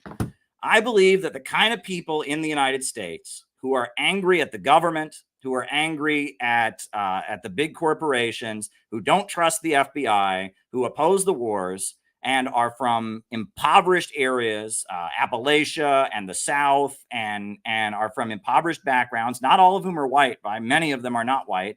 The people that are turning to Trumpism, to QAnon, to these anti-establishment ideas because they're mad at the government, that is who communists should be recruiting right now. And those, if there's ever going to be a socialist revolution in the United States, those people are going to be the beginning of it. And if people don't come to terms with that and recognize that, they are deluding themselves.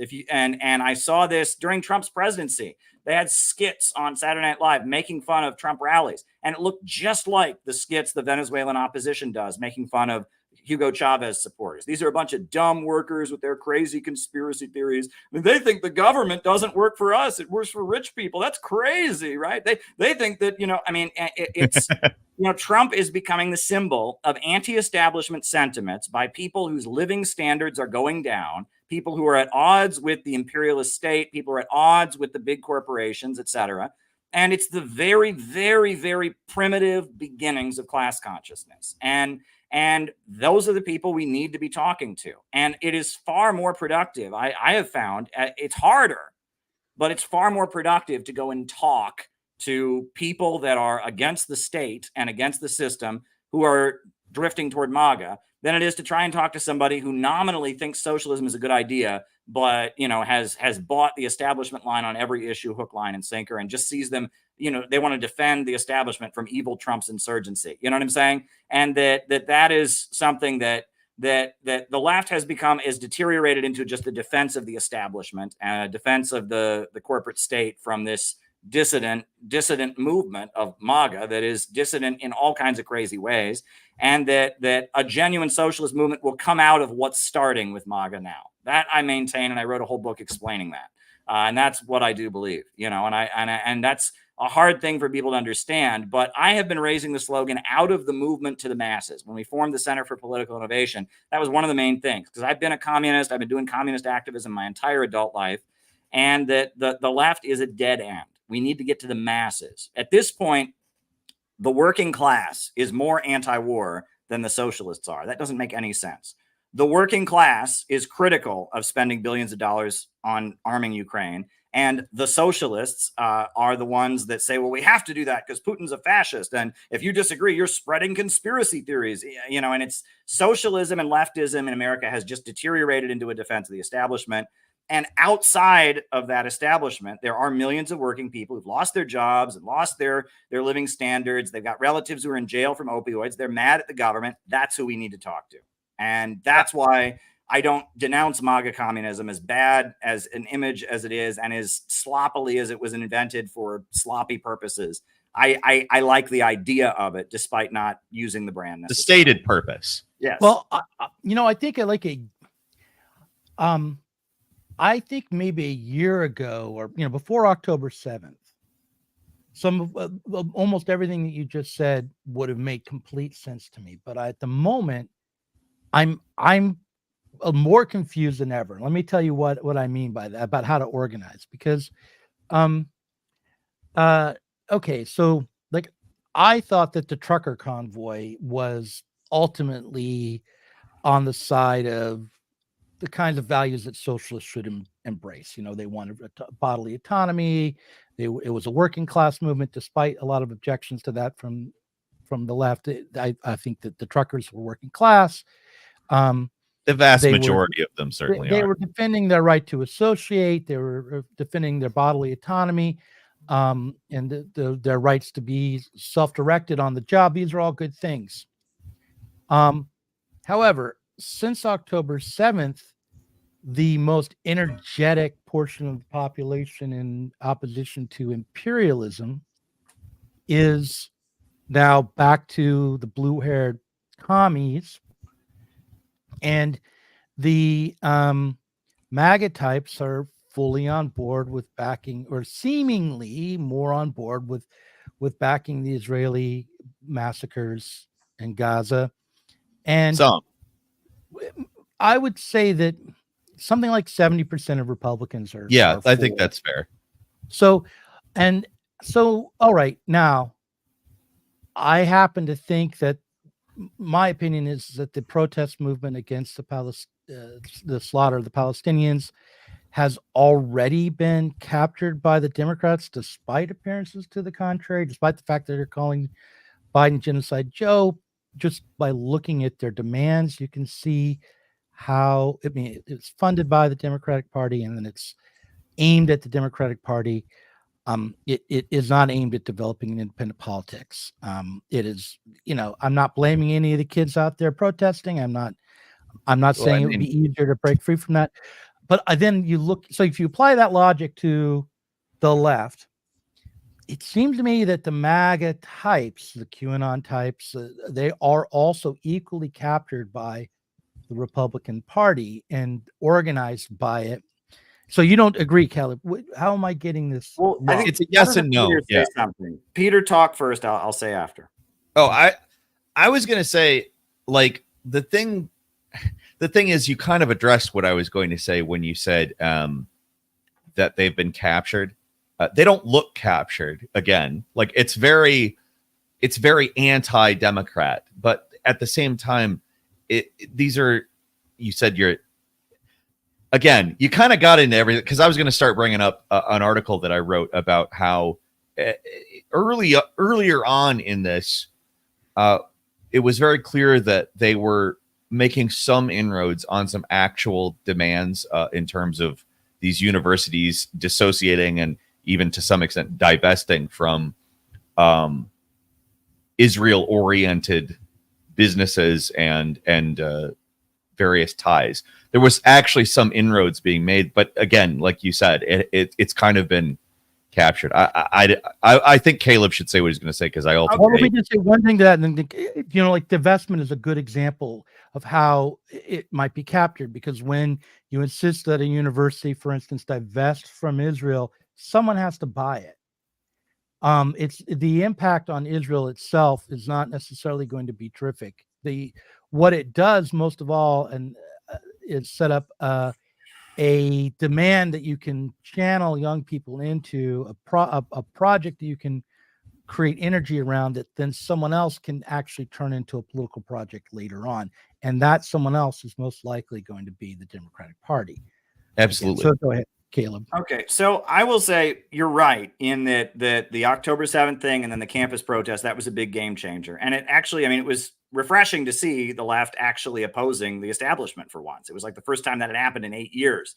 But I will say that first of all, among like activist Republicans, not your typical American who just happens to vote Republican, but activist Republicans, there is a fair number of folks that are libertarian or isolationist, and and unfortunately, because these folks are so right wing, and because they're anti-communist, et cetera, it manifests itself in the form of anti-Semitism, which is not good.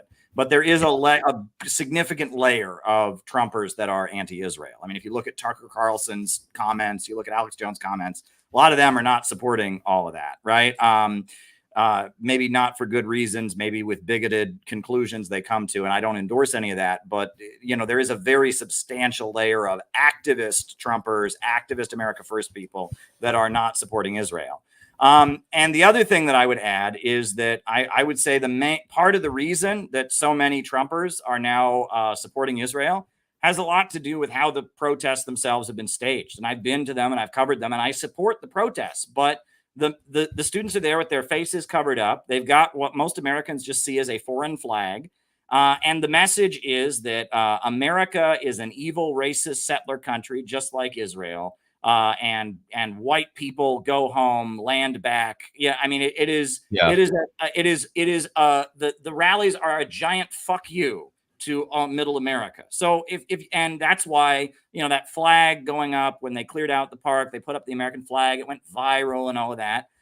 And we have been saying that the way the Palestine protests should operate, they should have American flags there, and they should say money for jobs and schools in America, not weapons for Israel. And they should frame it as an America first, an economic argument. Why is our government spending billions of dollars to arm this foreign country to murder Palestinians when it could be spending that to feed and house and clothe and build up our economy right here and make life better for working people right here? And if they had stuck to that message, they would probably have majority support. But the land back, middle class identity politics stuff is just so inculcated in those circles.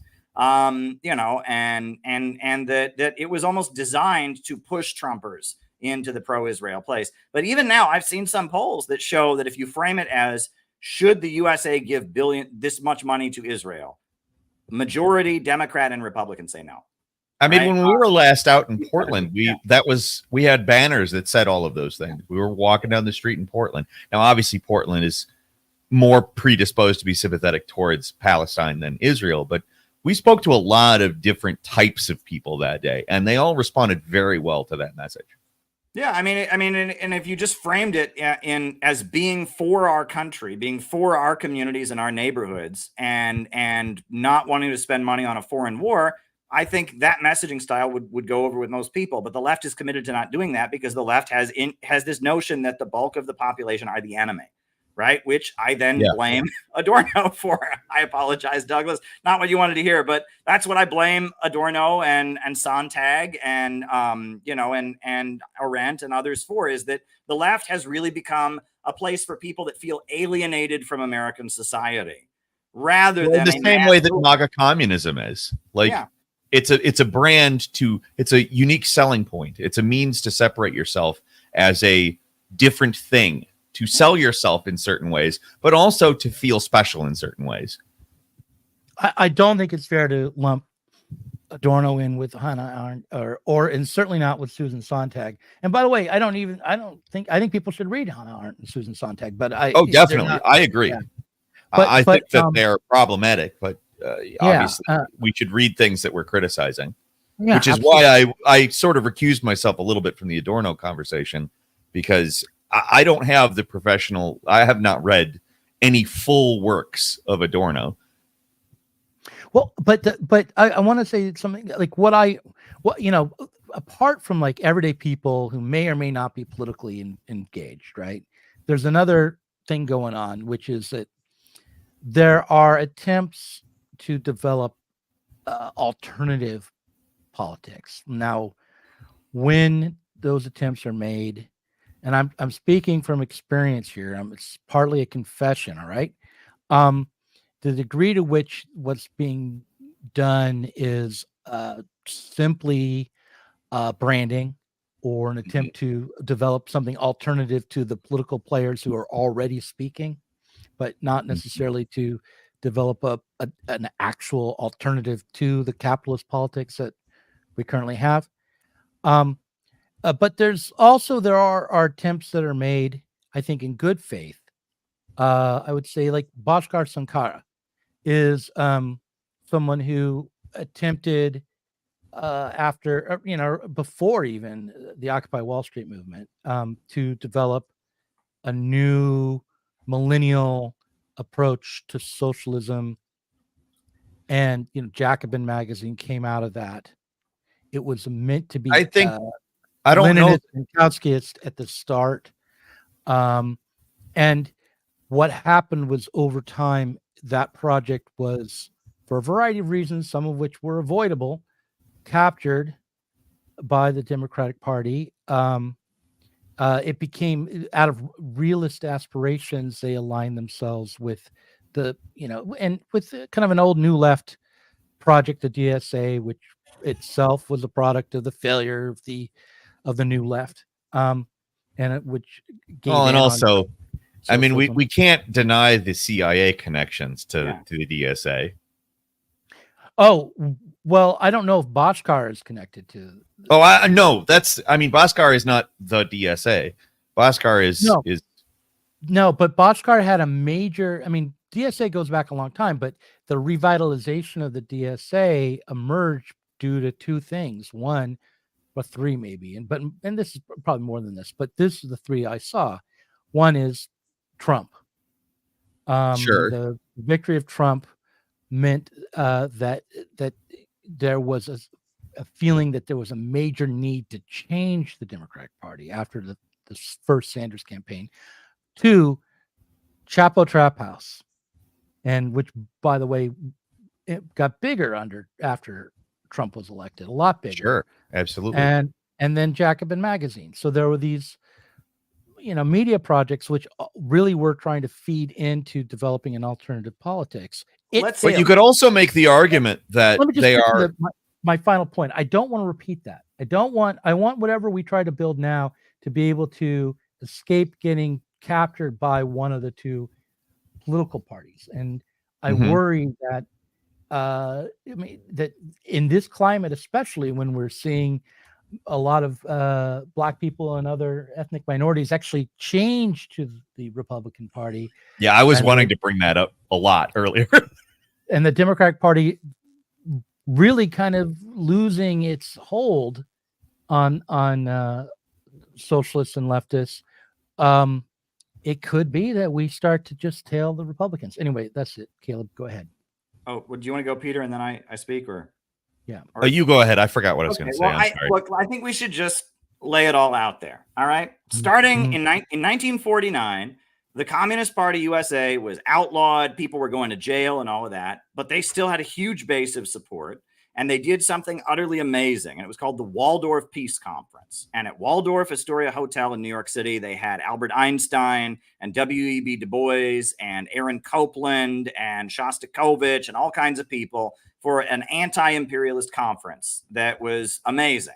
And the CIA was furious about it. And they said, how can all these smart people be communists? We got to do something about it. So there was a conference down the street run by Trotskyites, that objected to this pro-Soviet conference, and Irving Kristol and Irving Howe and some others were involved with it. So starting in 1949, the CIA launched a program called the Congress for Cultural Freedom. And if you look at the names of Frankfurt School leftism, it's all there, right? It's all those people. And they propped up what they were hoping could be a layer of people that were critics of American society, critics even of American foreign policy, but were anti-Soviet. And they made a lot of people famous. You just start looking at the names of all the leftists that you can trace them back to Partisan Review magazine, which was the CIA-funded magazine, the leftist socialist magazine that was suddenly on all the campuses, right? And it was critical of American society, but it was also demonizing the Soviet Union, demonizing anyone aligned with the legit communist movement. And that is why critical theory became popular. And that is why abstract art came to replace the predominant art form among leftists, to replace social realism. And that is why experimental music, and the CIA was pouring lots of money in trying to get the kind of alienated intellectual in the West who would become a communist to not become a communist, but instead go to this other place where they could just be an alienated intellectual who was against capitalism, but was also against society, etc. And that's the origin of this. And if you look at the names of the people involved, I mean, Irving Howe, who became the founder of DSA, the intellectual godfather of DSA, he was one of these people who was subsidized for them. They were all followers of Max Shachtman. Max Shachtman had been like a Trotskyist who broke with Trotsky in 1939 and started his own movement. You can talk about Michael Harrington, who was with this crowd. He ended up setting up DSA.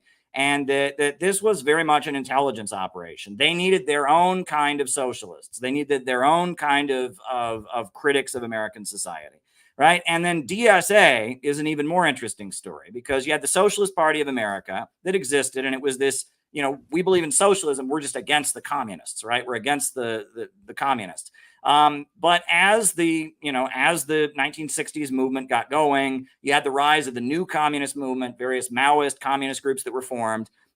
And the country was changing, and China, which is where a lot of these groups had taken inspiration, was changing. And in the late 70s, Michael Harrington, he started the Democratic Socialist Organizing Committee. And as the Maoist new communist movement was collapsing, a lot of these people, the way that they were brought back into the Democratic Party was with DSA. And DSA had a huge amount of funding at that time, and it had and founders of DSA, Gloria Steinem, brags about her CIA connection. They made her the voice of American feminism, right? They knew that there needed to be a feminist in America, and they'd rather it not be a communist feminist. So they grabbed somebody who had done all kinds of intelligence work for them beforehand, and they made Gloria Steinem the top American feminist. She was on the founding board of DSA, and it was an intelligence operation. They need their socialists. And if you look at DSA, it's almost like the ruling class's winter coat, right? So it sprung up late 70s, early 80s, because, it was cold outside. They needed their winter coat. But then by the late 80s, no one ever heard of DSA. It had fallen apart. But then in the 90s, the labor movement, John Sweeney, and suddenly they took their winter coat out again. I remember in the early days of the Iraq War protests, I would see DSA listed on the endorsers of the big protests, and people would say, do they still exist? Like, DSA was a banquet that happened once a year where Cornel West gave a speech. It was like they had like a little photocopied magazine. They had almost thrown in the towel. But then the economic crisis came, and then all of a sudden the money comes in, and they got Jacobin magazine, and they're everywhere. And it is an attempt to control opposition. It is an attempt to create a layer so that people that are alienated and become interested in communist ideas go there, and they don't attach themselves to the global communist movement, and they definitely don't try to build a mass working class movement. And we will never be able to out whiz bang them, right? They're always going to have more money. The mainstream media is always going to boost them and all of that. The only way we can defeat them is by building a movement, an in real life movement in working class communities. That's the only way we'll ever defeat these people. We have to go build the real community, the real organization, the real, place people can belong and organize and fight for their rights. The strength of the Communist Party was the unemployment councils that they built during the Great Depression, that went out and organized people to go fight for their rights. And it's, at the end of the day, they'll always get the boosting, right? We will defeat them by building an in real life movement. And that's what we just have to keep in mind. They always will do this. They will build their layer of controlled opposition. What I find particularly interesting about the and BreadTube I put in this category, and I exposed BreadTube as, I just knew about somebody who was advising BreadTube. I didn't even know how right I was. I wrote a whole book, and then Gray Zone revealed that Abigail Thorne is like literally getting paid by British intelligence, and then she started bragging about taking Soros money. Yeah, and then at this point, I talked about how somebody had connections to Steve Hassan, who was the big cult deprogrammer from the 70s, and then Caleb Kane came out and said, "Oh, Caleb's wrong. It's not just Steve Hassan. It's this whole thing called exiting extremism. It's this whole network the FBI has set up to de-radicalize people." And he spills the beans and admits that there's a whole like wing of the American government that's trying to control extremist ideologies that handles this kind of stuff, and that again, partisan review was on every campus. I mean, we're not going to be able, they control the means of information. They control the means of production, but they will never build a real organization. And that's one thing I noticed about DSA. It's not a real org. They tried when they were first getting going again to have bowling nights or whatever. It's not that, right? Most members of DSA get a phone call to go knock on doors around election time. They don't want to build a real community of people that are depending on each other, that are relying on each other, that are intensely studying ideology. They're never going to do that, right? The ruling class doesn't want that. They're just a barrier. They're a trap people can get stuck in. And that's how we have to view it. And I view, quote unquote, Western Marxism. I view that as part of this, right? And the deviation from standard Marxist economic understanding, the belief that the masses are the enemy, Adorno saying that the working class is no longer revolutionary, it's the intellectuals, contempt for the Soviet Union, et cetera. I view that as all part of this operation. So that's the long and short. Can I add something? Can I just put this on the screen for a second? This is from the Soviet Union. It is, I think, an abstract work of art. Here's another one from the Soviet Union. It's an abstract work of art. Like, I'm melting. My point would be that while it is certainly true that the CIA, in an effort to compete with the Soviet Union on the level of intellectuals, did fund some abstract artists in the United States and some dissident review journals. Absolutely, it's true. And there was an ideological battle between Soviet Union and the United States. It is also true that modern art or abstract art, avant-garde art, all came up in the 19th and 20th century, not because of some political project alone, but because of changing conditions in society, and artists attempt to give expression to that. And these abstract artists in the Soviet Union were attempting to actually realize the most revolutionary visions that they could in this abstract way, rather than through the socialist realism. So socialist realism was not the only legitimate expression during the revolution, Sure, of a socialist thought or communist thought. So here's the thing about that. The problem isn't necessarily abstract art as a form. It is not necessarily any work of abstract art is making people anti-communist. It's the associations, the communities, the ideologies that are swirling around those things. And those things are not necessarily things that the artists themselves get to choose. Those are things that the people who hold the means of disseminating information and ideology get to choose. Those are the way that things are framed within society is not something that the artist gets to choose. And you know that probably more than anybody, Doug, as an author. It's not something that we get. I've written books, Caleb's written books, you've written fictional novels that I'm sure don't necessarily get represented as exactly what they are. And the same thing goes for any theorist. The same thing goes for any. I don't necessarily think that anything that comes out of the mouth of Adorno or any of these people is automatically wrong. Just like I agree with Ron DeSantis on the existence of gravity. It's real. He's wearing boots to try to avoid looking like gravity has him completely on the. He's wearing high heels, this man, to try to look taller. He's defying gravity. He believes in gravity. In order to defy it, one has to believe it. I also believe in gravity. I agree with Ron DeSantis on that. And I will agree with things that are correct that are coming out of these types of theorists' mouth. It's not necessarily the theory itself. It is the focus. It is the community. It is the ideology that ultimately ends up arising around these things. And that is not something that I automatically put on any of these people, because many people have good intentions. I'm not saying all of them do. Certainly some of them know that they can get some money out of this person or that person or this agency, so to speak.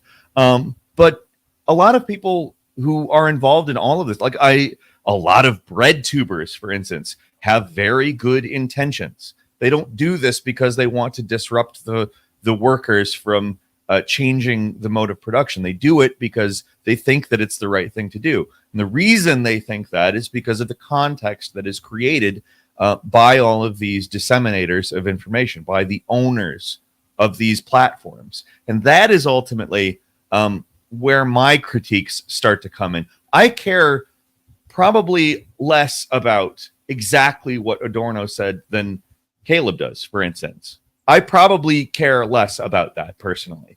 But it's not because of what he said explicitly. It's not because of what any of these people said explicitly. There exists a culture that is created around them. And if that culture is ultimately contrary to anything that they said, that's unfortunate, but it's also true. I just want to say that the reason why I threw those abstract works from the Soviet Union onto the screen was to point out that just because something isn't immediately accessible on first glance, it does not mean that it's coming from a pampered, privileged bourgeois class of pseudo intellectuals who are only out to distract you from the harsh reality of capitalist life and try to placate the masses or shame them into submission by making them accept crap for art or something like that. I think that and I think it's a move that is easy to make. My kid could have painted that or something like that, or it's very simple. But these were serious artists who were very committed to the struggle for socialism within the context of the revolution itself, who created abstract works of art in order to try to give expression to changing conditions in society. I'm not saying that doesn't mean that Jackson Pollock was their equivalent. I'm just saying that we can't quickly make a judgment on the level of just a vibe that we get from the works, and that we shouldn't and we shouldn't judge the works of Adorno based on the fact that after World War II and during World War II, he worked with the United States and the CIA to combat Nazis at the same time that Stalin was. We and perhaps a little after. But no, it's true. That is true. The reason that he was hired on was to combat fascism and Nazism. We have no objection. And after he escaped that, okay. So it's not so black and white as all this. Now, I do think that with BreadTube lately, it's mostly obvious when someone is taking foundation money to I would agree. from a real critique. I think that there's no question that these artists in the Soviet Union or these artists over here would probably have still made these paintings, whether or not the American government chose to boost them or not, right? And yes. and judging them artistically is not a matter of who funded them. It's that's in the eye of the beholder or in the eye of the art expert or whatnot. It's subjective. The point is that in the Soviet Union and the people aligned with the Soviet Union were making works of art that had real people in them. That celebrated real, average working class people as heroes, farmers, workers, etc., that glorified physical strength, that projected optimism, and that at the same time the Soviet Union was doing that, our own government was doing that under Roosevelt. Roosevelt was building kind of a populist working class movement, and so he also funded and promoted social realism, not socialist realism. It wasn't explicitly Marxist, but if you look at the post offices throughout the United States that were, they were also promoting that. Post World War II, when the CIA is thinking, which they openly admit on their website, their intention was, how do we stop the Albert Einsteins and the Aaron Coplands and the smart people from becoming communists? The Diego Riveras and the and the Pablo Picassos. How do we stop these people from becoming communists? They explicitly looked for a style of art that would have a different effect on people, that would play into different aspects of these people's personalities. And that they promoted Jackson Pollock's paintings and they promoted abstract art. They promoted a lot of, you know, styles of music and expressionism, because they were trying to amplify certain emotions and feelings that these artists had, and trying to not amplify and promote other feelings and Certainly. notions that may have been popular in these circles. And that's the point. Well, and there, you know, in theory, there could be abstract art that didn't lead to the same kind of conclusions, right? I think just because something's abstract doesn't mean it's going to have the same effect on you. But there was an effect to use art and culture to hypnotize the American people, right? There was an effort to degrade. I mean, you could make the argument that that is what is going on currently too. Yeah, right. And that I don't think that's necessarily conspiratorial, and that I mean that It's business. In many ways, it's just simply business. Yeah. You know, I think you just go like one or two steps too far here with the idea that people are getting hypnotized by these works. And I also think that you could look at some of the Soviet works of abstraction, one of which was just a black canvas, and then look at some of the works of an abstract expressionist like Motherwell, and not necessarily immediately spot the difference in the technique or the aim. And You're missing the point. That's, I mean, the point. Yeah, is to me, that's not. I don't care at all about the art itself. Like big deal. I don't give a shit if there's abstract art in the USSR. I'm sorry to say, but like, I don't care. It doesn't even matter to me. I look at Soviet abstract art. I look at old abstract. It doesn't matter. The individual work is going to express different feelings. What they choose to promote is going to express different sentiments, and you can frankly put works out into the public that are intended to evoke certain emotions. That's not conspiratorial. And yes, Caleb used the word hypnotize, but ideology is frankly the idea, like propaganda, marketing. It's all intended to evoke a certain idea, a feeling, etc. And to say that it's not doing that it's wrong. It's flat out wrong.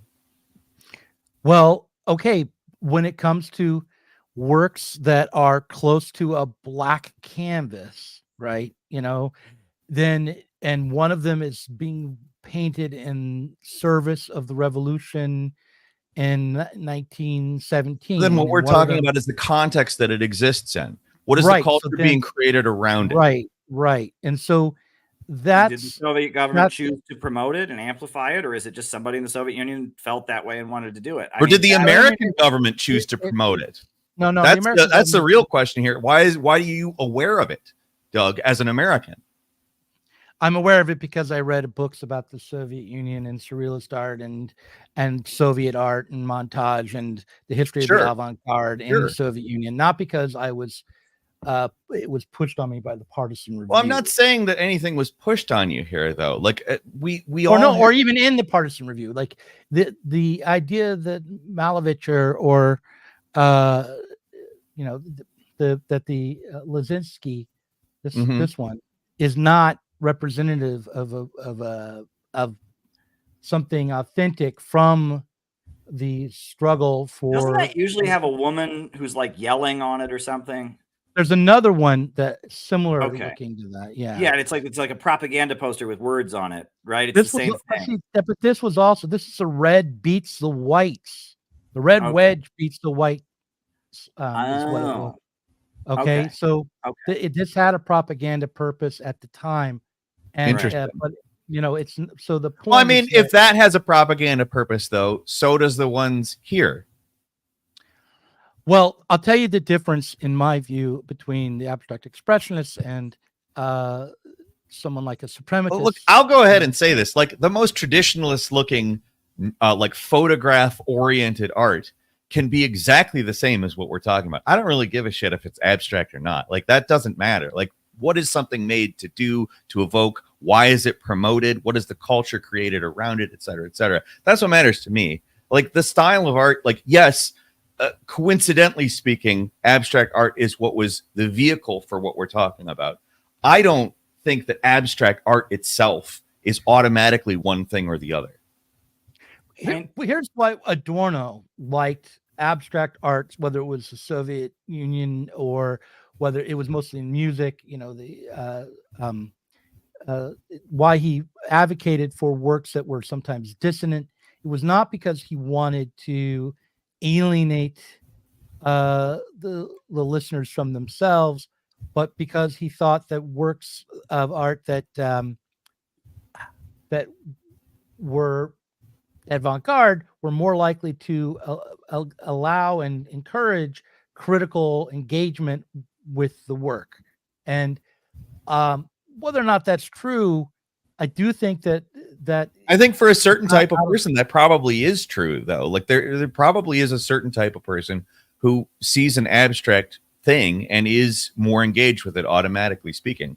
But again, that's a certain type of person. If you have a dictatorship of the proletariat, right? If you have the working class actually in power, the necessity for them to be able to think past received opinions, to think past emotions, to have a critical insight is powerful. They'll have power and control. They will need to be able to think critically. Sure. And to encourage people to think past the surface of things. Is your argument that abstract art does that more inherently? No, I'm not going to say that. I'm just going to say that the aim of the avant-garde artist was to do that. I mean, I'm sure, not saying, but I mean, the aim of the marketer for Pepsi is to hold up a Pepsi can to the cop and offer it, and all of a sudden somehow we evoke a feeling. But the point is to evoke feelings. Critically engage with reality. It's the opposite. Doug, Susan Sontag, one of her most famous essays that she wrote was after the Nazi filmmaker. What was her name? What was her name? The Nazi filmmaker on photography.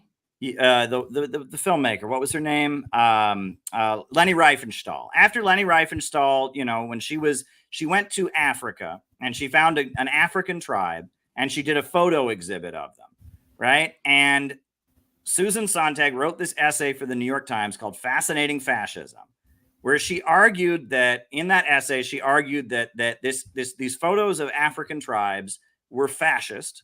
And in that essay, she also said that all the socialist countries of Eastern Europe were also fascist because fascism is an aesthetic. And in that essay, and I'll read you some of what she wrote, she described fascism as the ideal, or rather the ideals that are persistent today under broad banners, ideals of life as art, the cult of beauty, the fetish of courage, the dissolution of alienation and ecstatic feelings of community, the family of mankind, the contact between the clean and the impure. She goes down, mass groupings of people, turning people into things, the multiplication, replication of things. The fascist dramaturgy centers around the orgiastic transactions between mighty forces and their puppets, uniformly garbed in swelling numbers, choreography, mass athletic demonstrations, a choreography display of bodies. The art of the gymnast, now so popular in Eastern Europe, also evokes recurrent fascist aesthetics in holding or confining force, military precision. She's basically defining physical strength, feelings of community, being part of a group as Nazi, right? And she's playing into this idea that you should always be afraid of any kind of mass movement, any kind of coordinated activity. She's equating the socialist bloc with Nazi Germany in this essay. She later goes on to say, communism is nothing but the most successful form of fascism.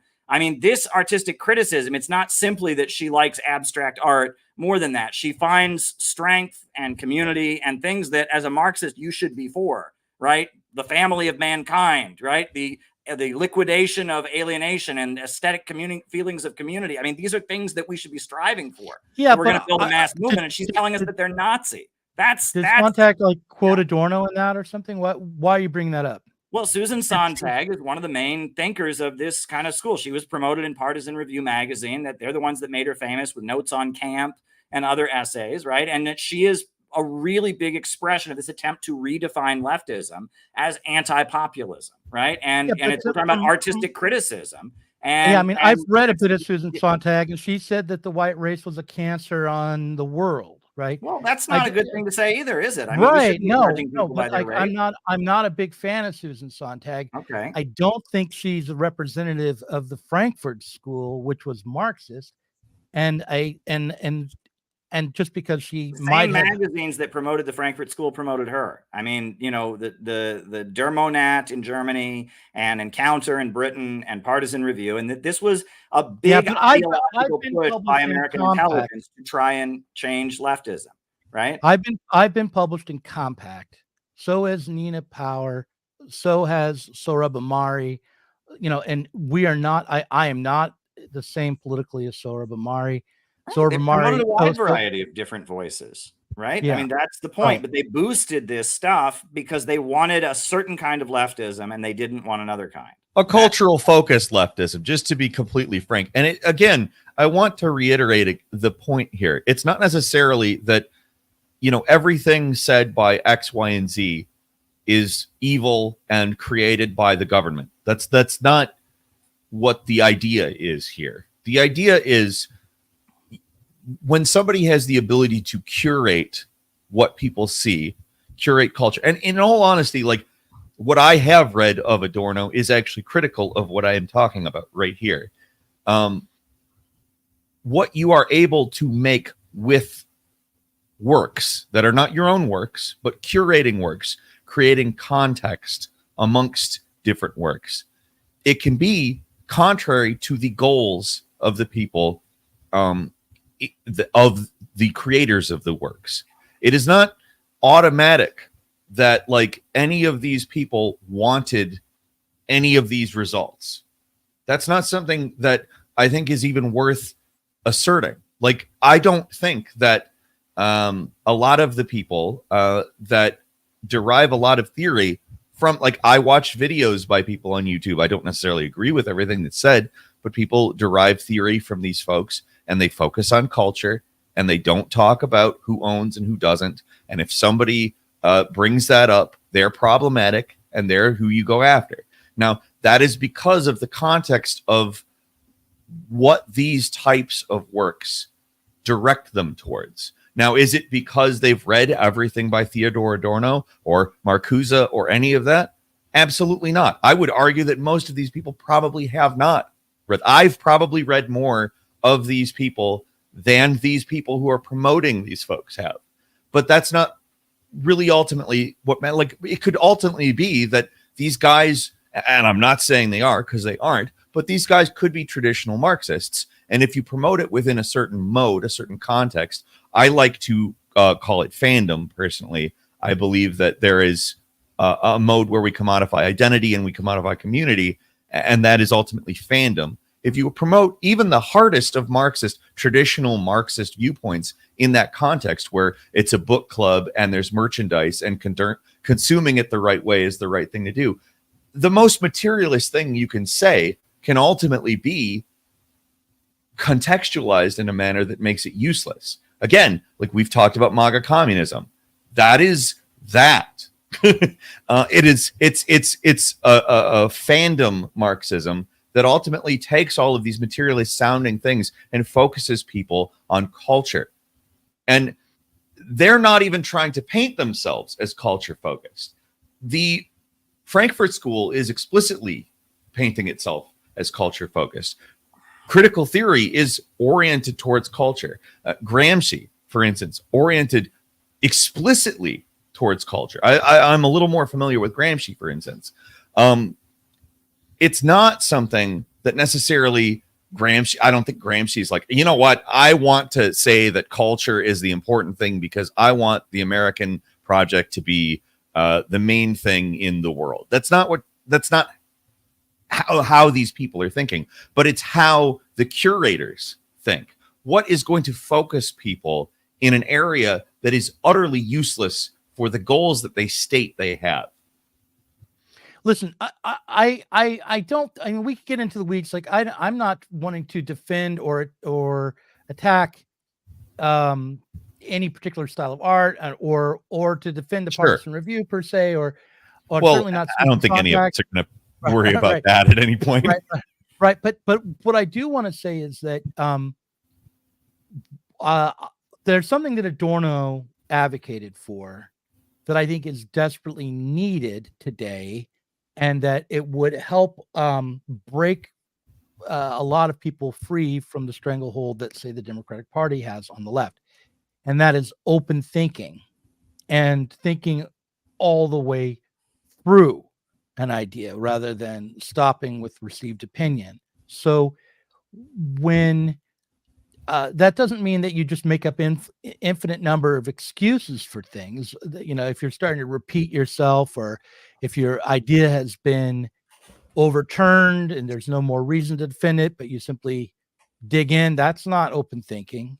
But I would just say that we need a socialist movement that will both reach out to everyday people and trust them to think for themselves, and to encourage open thinking with people. Now that sounds maybe Well, naive or so maybe sentimental, what but what I want my to know, issue what do you with think? Caleb, do you disagree with that idea? Well, no, it's interesting because, one of the weaknesses of the Communist Party when it was a strong mass organization was that it was very focused on getting the job done. And there was not a lot of room for debate and discussion. And a lot of people that thought more deeply and engaged with ideas more deeply ended up becoming Trotskyites because they found this kind of atmosphere where it's like, we're organizing the rally today. We're, doing this. We have a job to do here. They found that atmosphere stifling, right? And they wanted to debate and they wanted to engage. And that Trotskyism as a movement was largely, it never, if you read a lot of the things written about it, Trotskyism never developed a mass base in the same way the Communist Party did, right? They never had unemployment councils. They never had, hungry people joining them and all of that. But there were a lot of intellectuals who went there because they found the Communist Party to be a little bit intellectually flat because they were focused on getting the job done. And then we know that, Hearst, the fascist, who wanted to overthrow Roosevelt, started boosting and promoting Trotsky and his work because he saw it as a form of Marxism that could weaken the main vehicle of Marxism, which was the Communist Party. And I'm all for people thinking. I'm all for people doing that. But I will say that we do live in a society where the mantra is think for yourself. And I've said this many, many times, but, they've done studies that most Americans can't find even their own country on a map. They can't find the countries we're bombing on a map. We think for ourselves. But I go to Russia, I go to the World Youth Festival, and I meet young people that are wearing uniforms, that are part of the Ho Chi Minh Communist Youth Union or the Kim Il-sung Youth of North Korea and all of that. And I'm supposed to think, oh, these are all a bunch of brainwashed young people. They don't have any freedom. They don't think every one of them can find their own country on a map. Every one of them, has an understanding of ideology and politics, and that think for yourself. How many times I've been out leafleting and I try to give someone a leaflet. I can't read that. I think for myself. Right. How many times I've heard that? Oh, I can't read about communism. I can't learn about communism because I think for myself. Yeah.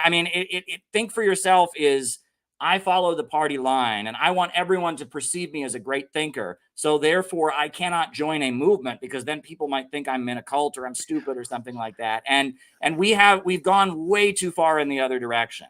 Right. And it's kind of like when Susan Sontag is saying that, that these photos are fascist and equating them with Eastern Europe. There is this anti-populism, anti-movementism, deconstructionism. This is a big part of critical theory and postmodernism. It's like the idea, that they find Marxism useful because Marxism deconstructs many aspects of our society. Great example that I always use, right?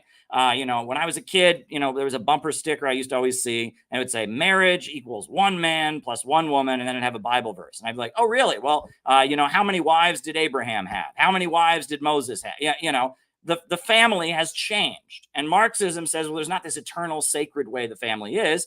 It changes. So it deconstructs like the sacred traditional family, right? Marxism deconstructs the notion that the West is the best. It talks about colonialism. So Marxism is useful because it deconstructs, but that's all they want from Marxism because they want to tear apart everything. They don't want to build a mass movement. They don't want to bring people together to take control of society and seize the means of production. They just want to take apart everything because, ideas themselves, I think postmodernism is the notion that any grand narrative of humanity is fascist or is oppressive, right? And that's, postmodernism comes out of all of this, and it is deconstruction, right? And so I can kind of understand where some of this came from, but it was largely looking at the communist movement that existed, which was very strong and very powerful in the Stalin years, and saying, how can we take it apart? And they found, oh, let's promote a movement that's much more intellectualizing and thinking because the communists had a weakness in that area. Let's, and it's about deconstruction, right? And that we live in this era where we're taught to believe that everything's a cult, everything's a scam, there is no truth, there is no God, there is no right, there is no wrong, and it's very dangerous. And young people are dying and using opioids, and our society is coming apart because human beings need ideology. Ideology is one of the most basic things. Human civilizations, for all of human civilizations, they've invented ideology. They've given people a reason to exist, a purpose, a goal, a project that they're working on, and we don't have that anymore, right? As a society, we've entered this think for yourself place, and it's not so good. So that's where I'm at. Can I just say one thing? I want to point out that I've spent a number of years now talking about critical theory and publishing critical theory in opposition to what's happened to critical theory, which is that it's been conflated with postmodernism, Heideggerianism, a variety of anti-Marxist philosophies and ideas. Critical theory at the time was a way of saying Marxism without having to say Marxism in a time of the Red Scare and so forth. So critical theory is not Derrida, it's not Foucault, it's not Heidegger, it's not Susan Sontag, it's not Gloria Steinem, it's not Judith Butler. Critical theory is Marxism. It might be Trotskyist, but it's certainly not any of these other things, which are... You are talking about individual trees, and Peter and I are talking about the forest. Okay, the forest is bad. This Western Marxism thing that was boosted by American intelligence is bad. There are a variety of different trees in it that look differently, and I can't, if I speak with a broad brush, I'm going to mischaracterize a couple of the trees. But the forest itself is bad and has been propped up to prevent the emergence of a real working class movement. But when I go around the world, there is a global communist movement that has nothing to do with international. I mean, there's an argument by CRT that it came out of Marxism too. I mean, critical race theory. No, but literally, like, these people were part of the Second International. These people were, and the Second International, some of them, deteriorated. That's social imperialism. The Third International was formed for a reason, right? Kautsky sold out and supported World War I. These people, their Marxism was about making imperialism more effective. They came out of the, at the time, actually, when they were writing, they were coming out of the Soviet Union. You had people like Karl Korsch and oh my God, I'm flustered now. I should know the second name right off the top of my head. But the big founders of Western Marxism were not, CIA funded people. They were. No, and Gramsci died in Mussolini's prison, but Pete Buttigieg's dad was paid and got all kinds of foundation money to translate his writings and have big conferences about it in Europe because they found it useful. Here's the dichotomy I want to give. There is a lot of talk here about intent, and intent isn't really the issue at hand. What any individual's intent was, it's not. The effect is not contingent on that. The effect is contingent on context and culture that's been created. And again, I want to say that what I read of Adorno, that's more or less like the culture industry, things like that is what he was criticizing. That doesn't mean necessarily that he criticized it in a way that I think was entirely productive. But I also think that he is ultimately arguing a lot of the same things that I'm arguing that make him ineffective. He is sort of in an area that can be used to obfuscate a lot of very basic ideas. And I think that that's ultimately my issue with it. I am not going to argue with you. If you bring up a point from Adorno that makes perfect sense with anything that I'm saying, I'm not going to argue with you. I don't want to say, this thing is automatically bad because this person said it. I'm not that kind of a person. I don't think that way. I do see that, again, I think it actually a very good way of putting it was what Caleb just said about Gramsci. Gramsci is used in a very different way than Gramsci intended. And that is the effect of Gramsci. It is very, very obvious. That's it. Whenever I talk to somebody who talks about Gramsci, they get obsessed with stuff that frankly doesn't fucking matter. And what is the effect is always the question I am asking. And that matters. Like, again, to talk about abstract art and to talk about all of these various forms, it's the form doesn't really matter to me. It's the content and the context.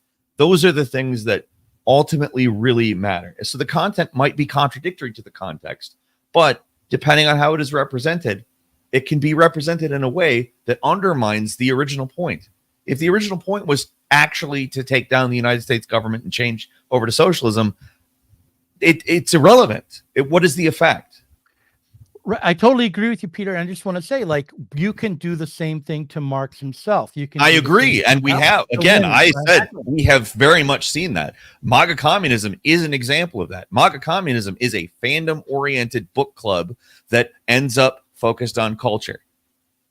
Yeah, you know what happened to Marx often in the 60s and 70s is that certain texts would become emphasized because it fit the political needs of the leftists at the moment. Right.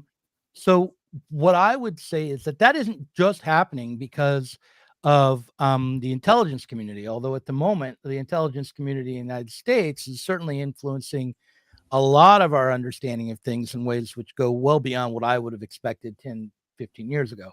But it's also happening because of the way capitalism itself is developed, the monopoly power of capitalism, the imperialism that develops out of it, and the way in which we are discouraged from actual open thinking rather than the kind of open thinking which, you know, your brain's so open, your head's so open, your brain falls out, right? The thing is, open thinking. By the way, Caleb, when you started insulting Americans, I was like, wait, which one of us is a new leftist again? Which one of us loves America? So anyway, go ahead. Well, let me say this, right? What Marx actually wrote about economics is more relevant now than ever before. I read in the New York Times, Andrew Yang talking about self-driving cars and how there's it's a curse hanging over the U.S. economy, right? And I mean, people being homeless because there's too many houses, people being hungry because there's too much food, self-driving cars, a great technological innovation leading to riots in the streets and mass hunger. And everything that Marx wrote is really, really important. So why is it, and interest in communism and Marxism is through the roof. So why is it that your average Marxist thinks that Marxism and degrowth can walk hand in hand, and that your average Marxist thinks the right-wing caricature of Marxism is true? We want everyone to be poor and make it equal. We hate America and want to destroy the American flag. There is this Marxism that is a right-wing. I've spent my whole life trying to debunk this caricature that Americans have of communists. Communists want us all to be poor. Communists want to, destroy our freedom. I've spent my whole life trying to debunk it. And then out of nowhere, all of a sudden Marxism is popular. And then this caricature that does want to make Americans poorer, that does want to censor people's free speech, that does want, there's something rotten here, because what Marx actually wrote is more relevant than ever, and no one knows about it. They know this other thing. Can you see that might frustrate people? Yeah, absolutely. When I interviewed Bill Ivey, who was the former head of the National Endowments for the Arts, right after those Julian Assange leaked a bunch of emails from the Clinton campaign, and his was amongst them, and a lot of people on the right picked it up and started saying it just demonstrated this deep conspiracy within the Democratic Party. And I just went ahead and emailed Bill Ivey because I could find his email and invited him onto the document. And his email was out there, yeah. And he came on, and he's a friend of John Podesta's, and he came on, and along the way, I was talking to him in a friendly way and trying to figure out exactly what he meant in this email where he said we can't fool him anymore. And at one point I said, listen, I'm a Marxist. And he says, I'm a Marxist too. And I said, no, Bill, you don't get to say you can't be friends with John Podesta, saying the things you're saying and say you're a Marxist. I'm sorry. You don't, but I was a little friendlier than that, although you've seen how I can be. And, but you're a contrarian. You are a contrarian, Doug. You love it. I do enjoy I do enjoy a squabble. But the I point, don't say that as an insult, though. I say that with affection. no, well, I don't think I'm only a country, but I can't be. No, I don't But either. yeah, I'm not but saying that to you. my point is that is not only did he say, Bill Ivey, John Podesta's friend, former head of the NEA, say he was a Marxist, and all he meant was I don't hate poor people and think that they should get more food stamps or something. Sure.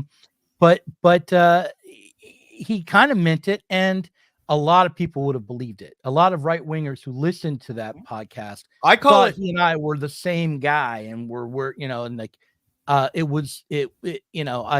so I know what you're talking about, Caleb, and it happens, and it's a problem. It's a big problem for socialism. I call it yes, but it's good leftism. Like it's essentially every Red Scare stereotype. And this is the other version of the word contrarian, the kind that I'm not using affectionately. I'm not using to evoke a laugh or smile in any way. I'm saying that type of contrarian. They see the Red Scare. They see, the scary communists, the bad guys, and they see their opportunity to be unique and different and above other people. They see their moral superiority in that stance. Like, I am the one who gets it. You don't get it. I get it. And they look down on other people, and they come at it with, I know that this is good because you think it's bad. And it's just, that is the kind of leftism that Sound we've like been dealing with. contrarians to me, Peter. Wait a minute. What do you think? Wrong kind of there's two kinds of contrarians. There's a kind that is trying to a provocateur, so to speak. That's a good, in my opinion, that's a nice thing. I don't think that the type of thing I am describing here is good. I think that it's bad. I think it's very bad. Well, I mean, the thing is, I mean, I would have to think about some of this, but part of it is social media, right? Is that social media, and I don't even think this is some kind of conspiracy. I think this is just the way social media works. Is the more outrageous and offensive your idea is, the more attention you get. Absolutely. I mean, I've made entire documentaries, books about how outrage is a driving factor in a lot of the stuff. But if you're serious about politics, you want as many people as possible to vote for you and join your movement. So you're not trying to make it sound outrageous and offensive. You're actually trying your hardest to make it sound reasonable and sensible, right? And that social media has very much, amplified people going out of their way to be as offensive and crazy as they can. And that's a problem that I see. And I think that's part of this as well. I mean, at the end of the day, right, we need a movement in this country for jobs, healthcare, and education, for ending the wars, for public control of the banks and public control of our natural resources. That's what we need. And we need that movement to take effect. And we need people to join that movement. And we need people to not think that movement is coming to get them. And then I think the bulk of Americans who hate communism, and then that's growing now too. While there's a lot of interest in communism among liberals, they don't know what it is. They all have a different interpretation and whatever. There's also this growing among the MAGA crowd. Most of the MAGA crowd are being told everything they don't like is communism, right? Everything they don't like is communism. It's coming. And there's a particular faction that's telling them it's all coming from China, right? It's all coming from China, and it's all a big conspiracy from China. And whatever you don't like, Joe Biden, vaccine mandates, censorship, whatever, it's all coming from China, and it's all coming from Joe Biden, and it's coming down on you. And there's this mob of angry, hostile, crazy-looking, face-covered teenagers who are going to come to your town and wreck it and impose it on you, right? And that is the worst possible image communism could ever have. I just if we want to talk about a failed image, and pushing back against that image, and that is, if you go, I have spent a lot of time in actual communist countries, meeting with big communist parties. They're not building a movement of intellectual nonconformists and free thinkers. They're building a movement of people who love their country and love their community and think that socialism is a way to make it better, and have joined a movement and given the whole of their lives to a struggle to try and make life better in their country. It's just a completely different, entity. To play devil's advocate to that just a little bit, though, the thing that I think Doug has attempted to say here is that we exist in a context where we need to be able to critique ideology better, because a lot of people are coming from a position where ideology is it's much more of a problem than it is in those countries. And it's arguable that they don't have the same kind of problems, ideologically speaking, and they aren't coming from the same kind of problems. So to me, the question or the attempt to synthesize what you're both saying here, or sorry, it's probably going to be a shitty attempt, but the attempt to synthesize what you're both saying here, though, is that we live in an American context, and we need to have an approach that is able to adapt the viewpoint. A, we are very fiercely independent thinkers here, and to the point of our detriment. But Yeah. B, we're also very ideologically poisoned in the manner that we are, while we are doing things in the style of free thinking, so to speak, it is not really genuinely free thinking, because it's still picking from the choices on the platter served to us by capital, by the bourgeoisie. So what I think the type of thing that we desperately need to be able to figure out here is, how do we do this movement while at the same time finding a way that these people are not poisoned in any way? Because we can't make Americans just be from a communist country. We can't think the same way that one of these countries that has developed over the last several decades into a more communist paradigm, not necessarily a communist paradigm, because certainly nobody is at the end game at this point, but we are coming from a different context. So how do we do that, I guess, is the question here. Well, right. And can I ask one more question on top of yours, Peter, for both? Sure. Of you, to kind of put it into, to kind of concretize the question of how do we Sure. Yes. break free from ideology? So I am with you, Caleb, and with you, Peter, in so much as I think we have to bring, not only do we have to bring ideas about Marxism to everyday Americans without asking them to hate themselves for who they are, right? Absolutely. But we also need to recognize what is going on in everyday people's lives and in America that is the best aspects of America, and that we should learn from and we should encourage, right? Because I think there are a lot of great things about American people. 100%. A lot of great things about lots of about Chinese people, about Russian people. Maybe not the Well, same let's not go that far. no, I think there are. Obviously, I'm going to say that. I know there are. I know there are. When it's a platitude, I know it's a platitude when I say that, but I actually really mean it when I talk about my own people, right? About the Americans I know. Absolutely. And well, that's the thing. That's what's led what me to. Sorry.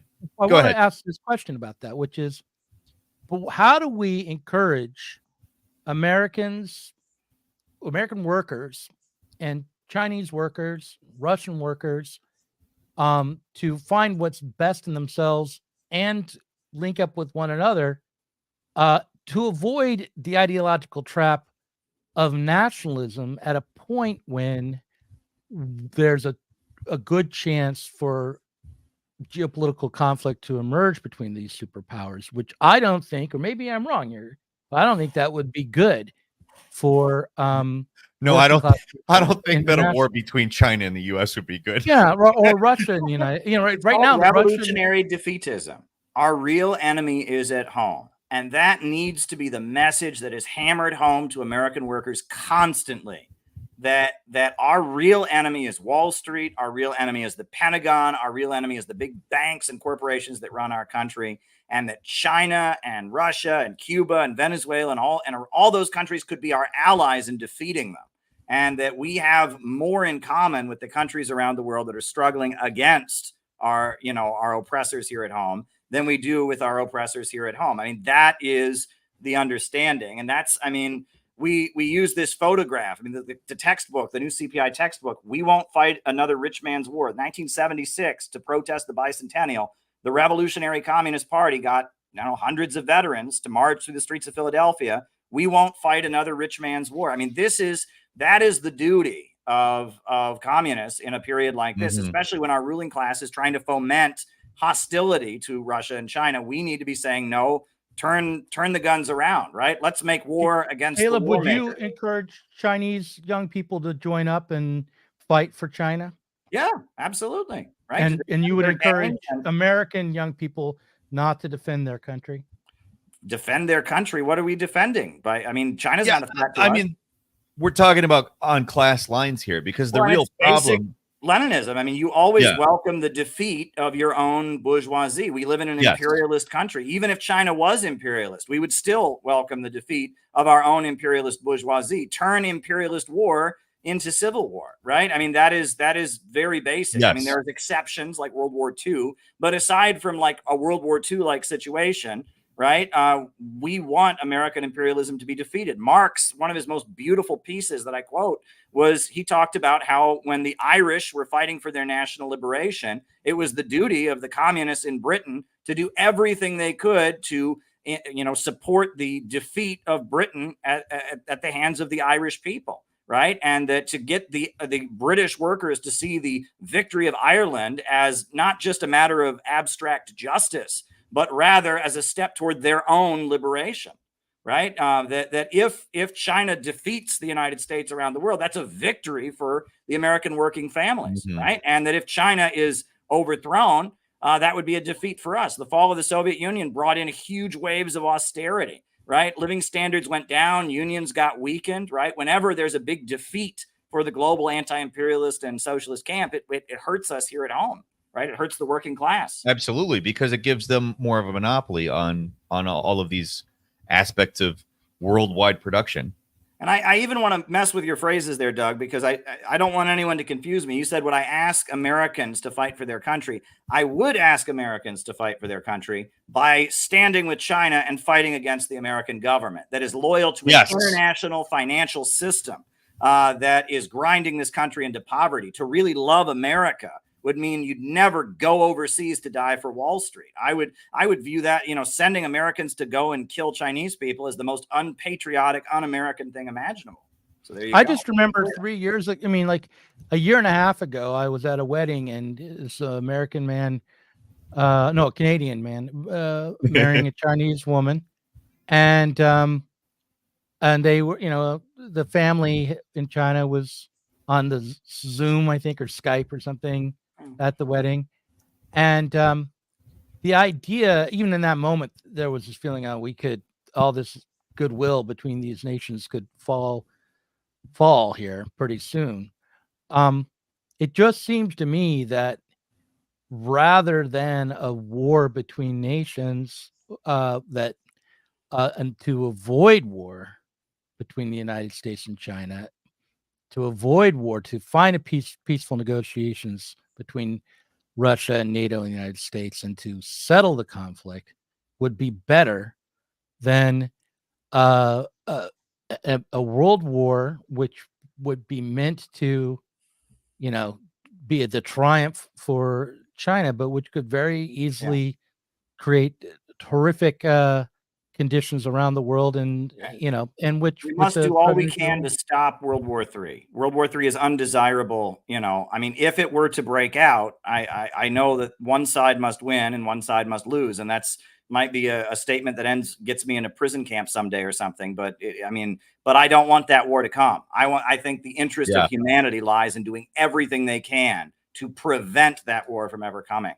Because that war would result in death on a scale we can't even imagine. So, I think it is in the interest of America and in the interest of China to do everything they can to de-escalate tensions. Let's be clear on that too. Okay. Listen, we've been talking for 2.5 hours. I'm old. I'm getting tired. I'm getting hungry. It's weird. Yeah. I'm usually not hungry at this time. Would you, Caleb and Peter, and if I brought in maybe, because I was talking to the Alpha Bunga Bunga guys and to Derek Varn, would you guys be It's the willing podcast, to Caleb. Bunga Bunga guys? It's a podcast, Caleb. Okay. Right. Like, what? I'm several years older than Caleb, but Caleb is definitely a boomer. You have to understand this, Doug. Okay. Alpha Bunga Bunga. All right. Would you guys be willing to come back and we can talk about revolutionary defeatism for like a whole episode? Or something? Absolutely. No, Yeah. no. All right. I enjoyed this personally because like That this was- simple shit here. All right. All right. So let's do that. And but I'm gonna go out the way I came in with Sandra. Oh, say, can you see?